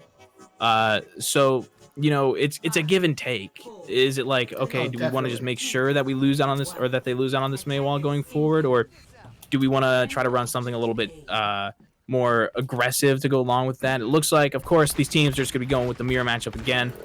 Very close both these times. Both these teams very good at this matchup, and seen very, very 50-50 results. Yeah, you can't really blame them either side, because both sides are getting strong results from this composition. It really just seems to be a 51-49 in a lot of situations, with just one side barely taking it over the others. But Mercedes with 2 quick kills. Yeah, so it's looking like right now it's going to be Astray's time to shine. They lose out on Chime, but of course they're going to be able to still clean it up because of those 2 picks that were immediately taken by Mercedes there. It's looking good so far. Mercedes, it's going to be at about 50% of their ultimate right now. The attackers have a little bit closer of a spawn, and they know it's going to take a while for the 3 that did go down to get back. They have to send their Lucio, so now's their time if they want to go in here. If they have the Lucio with them, they should speed boost onto point right now, because they have to give up space on the side of Astray, and that they are. Yeah, Straight gonna give a tick, maybe 2 here, but they are going to be able to engage in a full 6v6, and this is very smart move here, and this is the better play. But a Mei wall blocks them off, and now they have to go to the side. They aren't even able to touch. Oh no! Devastating. The Mei walls are huge, but so is the Shatter, so they won't be able to just run straight to the next point to try to cap it. Making his way to point though, trying to get a cheeky tick. Yeah, I don't think he's gonna be able to do that. The Diva's gonna be there to meet them. So, just trying to stop a little bit of a snowball from coming through. Crimson going ahead and using that Shatter. I think it's an alright investment. Already able to take up 50% of the next one. Yeah. So it's looking okay for the defense right now, ultimate-wise. But, I mean, time-wise, the offense is pretty happy. Yeah, they were not expecting that Mei wall to come up, which is something that they should have been. They should have probably had Chime try to lead with his own wall. But oh my goodness, that was remarkable on the side of Castaways there. Yeah, the time was able to take down. They put up that Mei wall, and the boop came through. But here's a new point where Jakaron's going to be the first one going down. The Shatter not quite built up for either of them yet here as they get to move forward. The Blizzard on the high ground there, so that way when they get attacked, they really get slowed down. It looks like the defense is going to be able to do it now with a few kills coming through from Raincloud and from Rory. It looks like despite them getting antied there, they're going to have quite a few ultimates on both sides, getting really close on almost all of them for the offense, actually. Yeah, offense is going to have everything at their disposal, and I really like that call. I don't know if they called for a dry push or not, but I think it was the right move. They were able to bait out Nano and Blizzard. So they're not going to have 2 of some of the most effective ultimates that they've had all match. And Astray coming with their full suite, but let's see how they use them. Because all right, we're going to start off with the high noon here. High noon, you know, it's really just that zoning ultimate. Try to buy them some time, buy them some space. And the Blizzard actually here, it's going to be picking up 3. The Diva Bomb's gone down, able to pick up Jake. But it looks like that's going to be it for the picks from Astray here. They get to move forward, but not Lamavir as they are slept on the stairs. Oh my goodness, that was he walled them in, threw the Blizzard down, and trapped all 3 of them in that room. And now the staggers coming out from the defense here to try to make something happen. The shatter onto Train Cloud. Crimson going for a pin, but now on the low ground, so they're not able to contest. Oh no, that is terrible. Now he's got to walk all the way around the Oh, but getting a potential flank on the legit Shadow, but of course Chopper was there ready with that flashbang to stop that from going through. The offense right now getting all the kills. They just have to make sure they get this Hammond off the point. The Lucio in the back though, attacking legit, is gonna have to be the one to stall it out there for the rest of the team to get there, but not in time. 303, a pretty good time bank for Hanamura. And a pretty good band. That's an old reference. Switching sides. I wasn't expecting that. You got very lucky. A second sooner, a second later, you wouldn't have been able to make a joke. Wouldn't have been able to make that joke at all. Yeah, but I mean, 303, good man, good time bank mostly though for the offense, Castaways. So they're pretty happy with where they're sitting right now in terms of that. So the defense for them is gonna have to still be pretty good though, because of course Astray can do basically the same thing they did for Castaways, but faster. It's potential that can happen, you know, if they take that first point super fast. Now they have that 5 minutes to 5:30 or whatever, and then they have to try to take over that second point. If they get in their first engage, they're able to get it with like 4 minutes, you know. I mean, every minute counts, and on 2 CPs I feel like that is most the most what's the word I'm looking for here, the most exaggerated possibly, because I feel like the time on the 2 CP maps, you don't usually get too much, but when you get like 2 minutes, 3 minutes, you're super happy with that. If you end up only getting a minute on the clock, or maybe you have it in overtime, it's like, okay, at least we capped the last point. But you know, you wanted to have some time in the bank, and getting this 3, they're looking pretty good with it. But Astray can definitely still go in there and potentially take that faster, especially when they're running Rory on the Symmetra, it looks like. Well, it's not only emboldening for the attacking team, but it can be devastating when you're on that defensive team and you give up a 3.5, 4 minute, you know, capture, because then you're like, man, if we don't get it just as fast, we're done. But it looks like they're going to TP through the window up to high ground. That was sick. They used the Maywall to boost up the sim, and then the teleporter on the top ground took down Maywall so everyone could take it. It doesn't look like they won this fight, but still a pretty show-off play there that I'm really a fan of, and I think I'm going to take into some of my matches, honestly. Clip it, post it to Reddit, let's see it, even though it didn't work. It happens. It happens, but man, that was very, very clever. Yeah, I mean, like we said earlier, when you typically see that Symmetra, you go either straight to point. We've seen a few where they go just to the right of point, and they try to go in that way. But man, the Maywall to the high ground on the left side is a new one for me. yeah, and you know, I'd like to see it going in some further matches, but right now in this match, Astray's going to be able to make through, but this Maywall coming up here is going to be able to take out Crimson, stopped from getting to the rest of their team, so no heals for them during that fight, and they're just able to pick up more on the side of Castaways right now, not losing a single member, which is really kind of what set Astray to lose that first point, was losing out on so many members despite them winning the first engagement. So doing a really good job on the defense here. Yeah, and stalling out Mercedes on the Ana too, not killing him right away. And this is, oh god, this could be catastrophic for Astray. They're already down to 2.5 minutes here, so 2 real pushes, maybe a gutsy third push, but probably not likely here. But you've got a lot of ults on the side of Castaways coming up. Yeah, as long as they use them effectively and kind of spread them outside, but they don't have to overuse ultimates, I think that's the big thing. But a good anti-nade onto Lamavir is going to prevent them from getting super aggressive on a Crimson, despite the shatter coming through, though. Able to pick up 3 on the ground right now. Now they just get to run through here and wreak havoc on the side of Castaways as they take down every player from Astray in sight. Still not losing out on anybody. I don't think there's been a single death on this defense. Diva. Oh, they slept Train Cloud. Oh no. Oh no. Oh no, you hate to see it. Oh, Train just trying to make their way out. Please, Oh, please. this is brutal. brutal. They have the remake, but of course you don't want to use it there. And then the sleep comes through to eventually end it off. Sweet dreams, Train Cloud, sweet dreams. Oh my god, that's cyberbullying. That was just mean. And that's gonna set them down to a minute and a half. They stalled a solid 20 to 30 seconds just on that diva alone. That was incredible. And they only had to use one ult in that fight, so they have 5 ults going into this fight where there's still nothing on the side of Astray. Nothing, zero. Yeah, but they're really close, so if they don't lose out on players mid-fight here, they will be able to build them up. The Blizzard comes down, Rory being the first one out here. Train Cloud Chime gets separated though. not quite frozen. Actually, the big separation I think is on the Crimson. They go for a pin right now, trying to take the enemy Ryan off the map. And that they do, but all the picks right now are going to the side of Astray as they lost out on their Reinhardt, so they got super aggressive there. And of course, because both teams are missing it, everyone was watching that Ryan getting taken off the map, so Astray was able to walk in, get themselves a few picks, make that one more on the board for them. It's just Ship right now, trying to stay on there for as long as possible. Rory is just putting through this damage right now, taking out as many people as possible. Now, looks like the only one on point right now is going to be Jake. They have that Doomfist so they can build up some shields. They aren't going to be able to build up enough, though, so this point eventually going over to Astray, but with so little time, you know, I mean, I'm not sure if they're going to be able to cap They're it definitely not gonna with be able to the beat same time. amount. Like, yeah, with like, they have to do it really fast if they want the same amount of time. All right, hurry up and get on point, boys. Yeah. Should have had a guy waiting there. They should have had a guy waiting there, obviously. But, I mean, both of these sides, I mean, offense has every single ultimate. Absolutely massive for them. This, I know we say it a lot, but if you are a fan of particle effect, get ready, because you're going to see a lot of them in this fight. Yeah, the Nano on to Rory, paired with the High Noon to try to get them off that high ground, get them away from the point, you know, bought them a tick. So that's good to start off there. The Shatter comes through, but the Maywall just seems to block Crimson's ultimates every single time. But, of course, the Blizzard and the Bomb comes through, so they're able to pick up some there.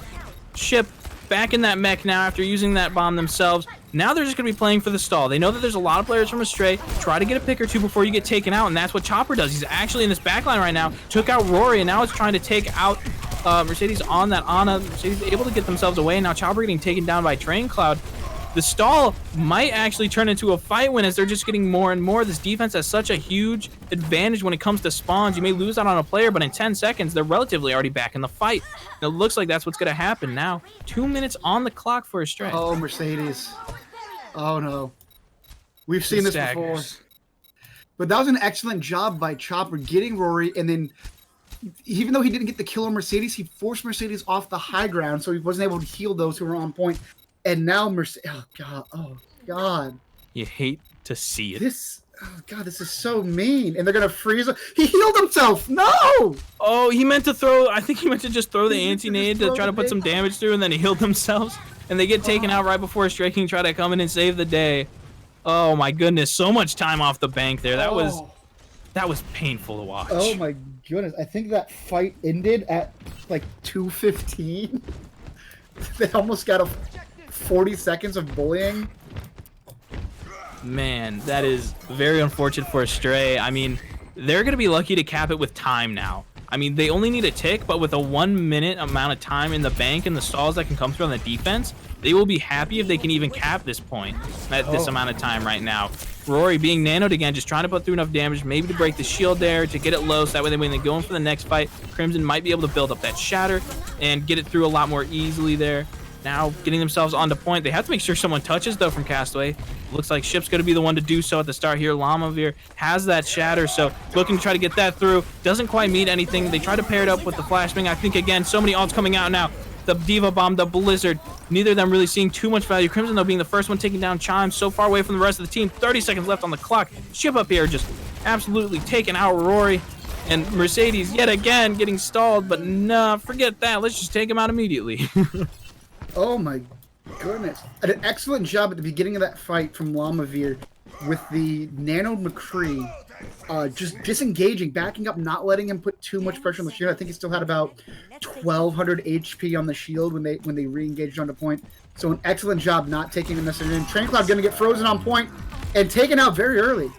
That's pretty big because that's going to be a lot of that stall coming through. A good Blizzard. Chime was able to free Ship on that Diva and then throw it down, but with so many kills coming their way, Ship able to get a kill while they were in the baby Diva form as their mech was falling, and even that gets a kill onto Mercedes. So it looks like this round or this map is going to be over, and it's going to the side of Castaways. Astray and Cloud just tries to desperately do something on the point by themselves. They have this large health pool, but it's not going to be enough when 6 people are absolutely targeting you down on point. Oh my goodness, that was...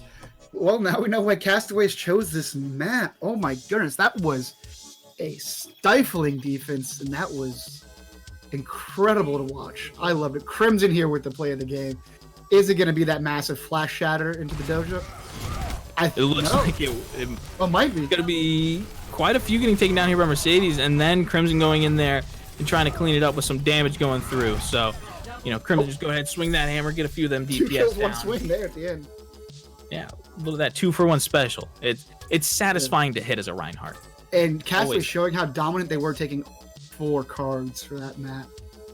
Yeah, I mean, they definitely showed up there. They held it very, very long on that first point, really only giving it up at, quite honestly, the last good fight Astray had. And then Astray going into the last one, they took out Train Cloud on that Hammond super fast.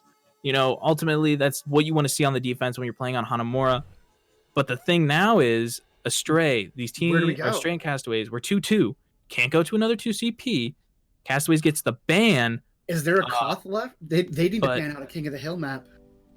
Okay, so they played on, I think it was Oasis. So there's Lijiang and Busan that they can ban out right now. So I think whatever one they feel less comfortable with is what they should go with. Yeah, because you know that they're going to pick. Well, we don't know, but I assume a good indication they were on Oasis that we're going to go to one of those 2 maps. Yeah, I can definitely see that. And they choose to ban Lijiang. So chances are we're going to be going to Busan here. Now, we're just going to have to wait for that, of course, to be said. You know, we can make assumptions all we want, but it won't be set in stone until they say it. There they say it. Okay, now we can talk about Busan a little bit. Look at that. We are 2 very intelligent young men. Look at that. Oh, stop it. But yeah, with how dominant they were on Oasis, this was kind of the expected play.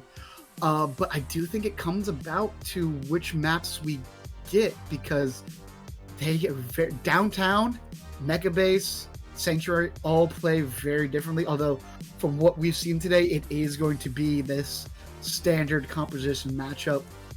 And it can go 50-50, but with how we saw Astray on the Oasis, I got to give the edge to them. I think that's very fair to say. And Castaways have seemed very hard set in their composition. They don't want to change it up too much. Astray has been willing to change it, but only on particular maps where they know that something is better there for them, guaranteed. So starting off on what looks like it's going to be Mecha Base here, you can expect to see that same matchup that we've been seeing throughout this whole thing go through here. So, of course, while we wait, let me remind you that this is the last map. There is no chance for the draw, this being King of the Hill. The score is 2-2, so keep an eye on the players and make sure that you vote for your MVP before the time is up, because after this game, win or lose, whoever you guys really think is popping off, doing that damage, healing, keeping a lot of that damage negated from the tanks, you know? Whoever you think is really just being the most valuable player, vote for them. And we can come on with a post-match interview. We can talk to them and kind of get the insight of what goes on inside not only the game here in itself, but maybe a little bit of background with the player and their team. Yeah, and you know, while you're voting for that MVP, please also give those socials a follow. We got a Twitter you can follow. We've got a YouTube channel that you can subscribe to. So if you want to watch this match again, that has been a very entertaining match, you can go ahead and find it there later on. Join our Discord, talk to us, talk to the players, follow, look at past tournaments results, see what's going on, sign your team up for one. But here we go. Yeah, if you're feeling up for the challenge, you can do that, of course. But watching these 2 teams take each other on, it could be a little scary if you're going to be going up against them in the near future, as really just getting in there. The anti-nade comes through. Lamavir able to pick up the first 2 from Astray, and it's looking pretty good for them right now. They're also able to pick up Mercedes, and it looks like they're going to be able to take this first fight fairly dominantly. Yeah, those May walls really section them off, and Lamavir getting very aggressive in those 2 early, snowballing the rest of it there. And you can see how that aggression paid off in the span of a 60% ult charge to a 13% ult charge. Yeah, and for the Reinhardts. It's going to be pretty handy for Lamavir to have that up soon here. Crimson may not be ready for it. A good anti-nade comes out Scrivsy very low right now, maybe be able to take him out, but Llamaveer is actually going to be the one taken out. They have to back up. They don't have the shield, so this mage's just going to have an absolute field day, freezing people, not having to worry about that. So despite them winning this first fight here, the percentage is probably only going to take up a little bit more before now Astray is going to be the one taking over in this fight. Yeah, that was very fast. Only 28% build up. Very dominant fight. And it looks like they're going to get a little aggressive here, pushing in. Not too far, but pushing into these hallways a little. Looks like they are going to go underneath and be all sneaky beaky. Yeah, and it doesn't look like they were ready for it. They're already on point. Astray turns around and notice the whole enemy team's on point. How did this happen? Not the whole enemy team, though, as now legit Shadow's going to be taken out. That's a lot of heals missing from the side of Castaways. And as I say that, they now lose a little bit more of their players. Rory really being the only one going down from Astray. So almost able to cap the point there. Now Astray finally picking up more percentage than Castaways. So, you know, going into this next fight, they have a lot of ultimates for Astray here, and they're about to have a lot as well for Castaways. So it looks like they're going to want to take this fight fast. They know they're down a player for a little bit longer. Yeah, Scrivsy had to go back to taxi Mercedes in, but Mercedes with the nano, but oh! Big shatter comes through with the anti-nade ship, able to pick up 3 of those players that were on the ground there. Was that another flashbang shatter maneuver that they did? I think so. And there was a huge anti-nade in there as well. Oh That my was- goodness, Llamaveer, these people have families. That is very impressive to see. That looked like it could have been the end for that push right there for Castaways because of how much damage would have gone through on that shield. It probably would have taken out the shield and maybe a player or two potentially as well if they didn't move out of the way fast enough. So they have to be careful of that. The wall is down right now. Antis have come through. They're able to just jump on Mercedes, the nano as well. A little bit of boostio action going on right now. They're able to just run in there. Guino actually able to take out Rory here as they move forward. Chopper able to pick up a few, but Crimson it's just going to take the Lucio with them, you know, a little parting gift. Oh my goodness, yeah. I mean, if you're already losing the fight, you might as well take somebody with... Picandy on that Lucio will probably be back just as quickly, if not faster, than the Reinhardt. Able to speed himself up. And yep, there he is. He's already with the team. But you do get a little bit of extra ult charge from that, so... Yeah, and better than we're gonna have to. I think we're gonna have to watch out for Crimson Shatter here. But the Blizzard coming through, Llamaveer getting taken out really fast, so Crimson can have a pretty good Shatter. They all kind of line up for him. Looks like right now everyone's just kind of keeping themselves scattered, so that way any ultimates that would be used would kind of be more of like a solo ultimate. Maybe you pick up 2 if you put it in a good enough position here. They're gonna be taking over the control on this point right now, and a good anti on the ship is gonna make sure they get demeched really fast. And Jakarion also going down, so now Castaways really just trying to stall it out, getting as much percentage as they can. They're really close on the 99, so maybe you don't want to stall it out too much longer. You know, you got it up there, but they're getting kills. Chopper able to pick up 2, and Pequeno as well. Now the High Noon comes out, they're able to pick up Scrivsy. The Shatter comes through from Crimson, only able to pick up Chopper, but the overtime draining down, they're not going to be able to touch the point. This fight that looked so done and looked in the favor of Astray immediately got turned around by the Lucio and the McCree just going absolutely ham. I think Astray thought they had that fight won and probably called no ultimates, wanting to save them for the future fights, and then it just turned around on them. That was pretty good not for Astray-like. Castaways. I mean, Astray, you know, it looked like they won that fight. I thought they won that fight. I was saying, oh, the fight's over. They got 99. Might as well just hurry up and chuck yourself off so that way you can get all grouped together really quick. But no, they went for it. They were able to pick up 2 kills, and then it was like, okay, Chopper gets a 3rd. Reno gets another one. So now it's just like, okay, this is super winnable. Let's keep going. Let's just go in and run for it. Astray or Crimson had that Shatter, And used it on Castaways on match Chopper, point. but it's scary. Castaways, yeah, they have this first round, so now they have to win 2 in a row for the side of Astray. But they're running this composition again that saw a lot of value before on Oasis. Yeah, this is what I was hoping we would see on this. I thought we would get downtown. This composition was so effective on City Center, and this is you can run this you can't really run this composition on Mecha Bay too enclosed. You can run it here. You can also probably run it on Sanctuary. Yeah, but with a pretty good anti-nade coming in there that allows for these dive tanks to just run in and start wreaking havoc. 3 players already down for the side of Castaway. Getting frozen right now. Train just trying to get away. It doesn't look like they're going to be taken down. Scrivsy actually the one taken down. And it looks like Astray is going to be able to take this point still despite losing out on that Brigitte. So it's looking pretty good. They started off well. They get this first cap percentage, so that's always an advantage. And Shadow swapping, seeing the dive, swapping over to the Brig. making that decision. So it's going to be a little bit tougher for Chime to get in there if he gets shield bash and somebody else turns around, especially Chopper on this swap onto the Reaper here. If he turns around and gets a shot. Oh, they found Rory! Big pick. That's a great way to start it off. And right now, looking at this team comp, they're more anti-dive than ever. So despite anybody running in there, they don't have to worry too much. Crimson already taken down just so much damage from this team now that they have this Reaper and the Brigitte to try to stop them, but that's not going to stop Astray totally. And now that Nano Break comes through, that's something scary you never really want to see and go up against. Lamavir getting antied though, so maybe a lot of focus onto him, and yes, there is. Everybody else getting taken down now. A little bit of a boop, taking that Diva off the map, so what looked like it was going to be now on the side of Castaways, Astray taking it over. Really confusing me, guys. I'm really trying to pick up these fights. Memories from early goats back when you still ran on it and you would nano the brig. Just flying back through my brain. Oh, God, no. Oh, make it stop. I'm out of here. More flashbacks coming through here. Train Cloud using the mines coming through. The EMP picking up 6. This is a team fight 1 for Astray. Quite easily so, as the quickest team kill I've seen in a while comes through. So they're still gonna have fast. That was super fast. They're still gonna have one more attack here That for actually works out Castaways. the Castaways dying fast. Yeah, maybe this helps a little bit. But I mean, looking at the ultimates, I mean, you have to be really scared still. You have a pulse bomb that could just immediately take out a player if done correctly. So, and Big the hack slam. comes out onto Jake, so they're losing out on the Blizzard. Quite honestly, the biggest ultimate they had at their disposal at that certain time. Losing out on Chime, though, is Stray. Not going to have too much runaround potential there with that damage from Tracer to get too close and do that to him. But the Shatter comes through. The self-destruct is going to be able to pick anyone up. It does. It manages to pick up Crimson. They're losing out on that tank. They're able to flip the point over. But all these mines on the point are going to do massive damage. It doesn't look like anybody's going to find any picks, though, from the side of Astray as they take this fight over. Train just going ahead and resetting themselves, doing an amazing job. Yeah, excellent job getting to point, and this kind of death bally comp finally coming together.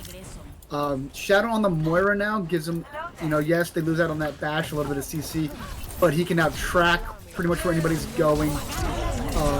Oh no. Another big EMPs followed up by that anti. So many got anti. They legit try to use that coalescence, but of course that EMP coming through completely canceled it right now. And is anybody even going to make it back to point in time? Ship is pretty close, trying to fly in, overtime ticking down, trying to get moved away, but they make it. Oh, they don't make it onto the. Oh, do they make it onto the point? The Overwatch. Oh, my whole Overwatch is freaking out. No, he just barely made it. He got hacked anyways, so he wasn't going to last very long. Oh my goodness, and here we go, fans. This is what we love to see. A full 5 maps. Map 5, going the complete distance to the third point. You can't get a longer map unless we tie, and nobody likes a tie. Yeah, no one likes a tie. We want to see a winner made here today, and this map is going to be the one that decides that. Astray have seen this composition work for them now twice, so they might stay on that coming into Sanctuary here. If it Very ain't broke, likely. don't fix it. Yeah, and of course, there was relatively little answer from the side of Castaways. They made good swaps to try to counter that composition, but so many ults were already made up on Astray's side that it was going to be really hard to try to find your own ult economy and go in there. So if they do go forward and look for more of these picks, they're going to have to be careful. Yeah, they know that they can't just go straight to point. Astray was setting up the dive, and now Astray's able to take control of the point, and now they have to aggress into this, and another huge 3-man slam. Yeah, the 3-man slam comes through, but Chopper, the only one picking up a kill right now. They're able to cap the point. They're down a player still, so as long as Castaways is able to try to clean up this fight and get more kills fast here, they might be able to take it quite fast back. Chopper now taking out Chime, taking out Scrivsy, so getting a 3K this far into the fight. Chopper doing really well, so now they're going to be able to cap this point, really only losing about 14%. That's not too big, so they're still feeling all right about this fight. Yeah, it's a very excellent fight. They gave up temporary control of the point in order to get everybody together, and in order to get the attack that they wanted to against this composition that it appears they might be finally solving after 3 maps. Yeah, and now that they have the point control, maybe it should be a little bit easier for them despite them having to go up against a dive composition. But Chopper in the back, thankfully he was nanoed. He could have gotten target down right there by both the tanks. Turns out Legit's going to be the one that goes down. They got the nano off, though, so maybe they're able to stay up on this point a little bit longer than expected. 2 players already going down. Chime able to pick up 2 now. Chopper uses his high noon, able to find Crimson there, but it doesn't look like it's going to be enough. Astray just taking over this point right now. And nobody really able to hold on to this. And Astray is doing an excellent job with Mercedes throwing in these anti-nades, and then Train Cloud and Crimson just diving wherever that lands, getting the huge pile drivers, getting the cleave from Winston. Just so much damage that can't be healed up across a bunch of 3-4 different members that either ends the push and they have to pull out, or it straight up kills them. Yeah, and I mean, going into this fight, Rory has this EMP, so I imagine this is going to be what initiates this next fight here, to then lead into Mercedes throwing a nade. Yeah, watch for the nade and then EMP mines. This seems to be their go-to combo. Although we get a nano Winston to start. Yeah, and the bomb comes through. There's a Blizzard on point as well. Bomb and Blizzard not able to find any value. Chime's taken out, but so does Jake Arion. But Astray being so much together there, and now Castaways. Big EMP, able to hit 3 members, I believe, there. And I mean, they had to beat to counter it. They had to beat to counter it. It's looking pretty shaky from the side of Astray here still. This could be anybody's fight as they're coming back in here. If Chopper gets taken out by Train, it's very possible here. They need the heals right now, but they don't get it in time. The Shatter comes through, though. They're able to get Chime and Train, so that's 2 people that can contest the point very, very well. Lamavir just probably wants to swing right now. The Winston in his face and the break, they don't get blocked by any of the shield. So you might as well just swing on them and hope that the rest of your team can get you the heals to go forward. And it looks like that's what they're trying to do, but all this time is being stalled. But Train, a big pile drive to pick up 2 there. Could be exactly what they need to pick up this round. With 3% and counting, they just have to get on point. They have to look for picks, but with so many being down right now for Castaways, it's really just a Reinhardt on the point, the Moira over on the side, trying to do something. Some of you are able to find a pick there. Chopper going down. No one's going to be able to touch, but as I say that, they make it their last second. Just the Doomfist, though, to try to do something. The Diva on point now. Gets immediately DMAC'd. The Lucio's made his way back here. Jake trying to find a kill onto somebody. They look for the lowest target. They find Mercedes, but getting taken out of the fight super fast is Lucio hanging out on top of this drum right now. It looks like it's going to be all over now. It's Chopper, the last man on point. This overtime we're going down so fast, and Astray taking this now 3-2. Honestly, one of the closest matches that we've seen in a while. I tell you what, you and I get some of the best matches to cast, because, oh my goodness. And here comes Train Cloud with the play of the game. Is it going to be that EMP mines we saw on downtown? Yes, it is. And a huge 4-man slam. Yeah, just the EMP comes through. It's and gets everybody from doing anything. They get the boop on the Jake, all the mines, so much damage. There's just, you can't outplay that. There's just too many kills. That's crazy. That is insane. Both of these teams did so good. I mean, it was very 50-50 the whole time. I know I sound like a broken record. I've said that so many times, I feel like, but it was. That's the thing. So, I mean, you got to be scared if you're going up against Castaways in the lower bracket, because when you're in the lower bracket, you get only one more chance. Oh, man, yeah. And going up against Castaways, who gave Astray quite the run for their money, would be, not something to not sweat about. No. But, folks, please, time is running out. You got about probably a minute, maybe 2 left to get those MVP votes in. So, please, scroll down below. If you get that theater mode in, get out of that so you can scroll down below. Although I think we might have the extension on the stream. I'm not sure. So please vote for your MVPs. Vote for whoever you want to hear from. Vote for if you got a buddy on the team that you want to, get in and hear from him and, ask him weird questions about it. Whatever you're into, we don't judge here. But get out there and vote. Please vote. And I believe you can cast second and third votes for just a couple of bits. Yeah, you can also use bits if you want to do some additional votes for your respected player that you think really was popping off here. And, both these teams did so good. Astray now staying in the upper bracket. Castaways, unfortunately, going down to the lower bracket. I mean, both of these teams had really standout plays from all of their players, I feel like. Yeah, Chopper, very, very good. Shadow, though, pretty much saving King's Row first point for Castaways there. Even though they did end up losing the map, he made it a very competitive map, getting those 2 kills. allowing them to recontest. Mercedes with these insane anonades all night long. Train Cloud, just with that devastating Hammond play, just following up those nades. That was insane to watch. Very good divas. Eating blizzards a couple of times here and there. Rory, Chopper on those McCrees were just absolutely tearing through the lines. Yeah, I mean, both these teams had such standout players. I'm really excited to see who the viewers, you guys, are going to decide is tonight's MVP, you know? I think, you said so many people standing out there, and I feel like you can say, like, really good Ananades coming out from Mercedes, but the same thing for Shadow.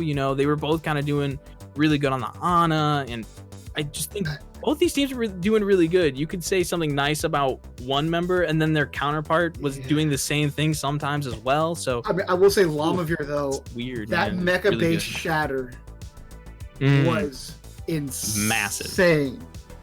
Oh my god, he had that one and the one on First Point Hanamura when they went into that room right hand side.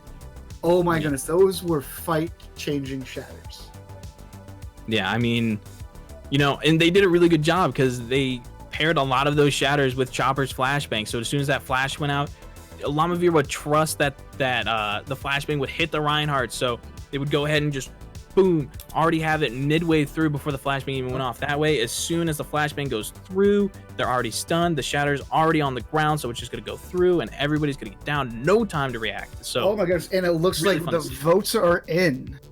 Rory will be tonight's MVP. And honestly, you can't disagree with it. You just can't. He was devastating on that McCree all night long. Yo, what's up, guys? Oh, speaking of Rory, hi Rory, Hey. welcome. Congrats on MVP and congrats you. on the W tonight. Thank you very much. I appreciate it. Yeah, and so it was pretty interesting to see you guys go up against each other today. You both ran these mirror compositions. What do you think made your team stand out and ultimately take this match today? I think we were more flexible. Like, we could play more diverse comps, and they couldn't. I think that's what made us stand out and help us win.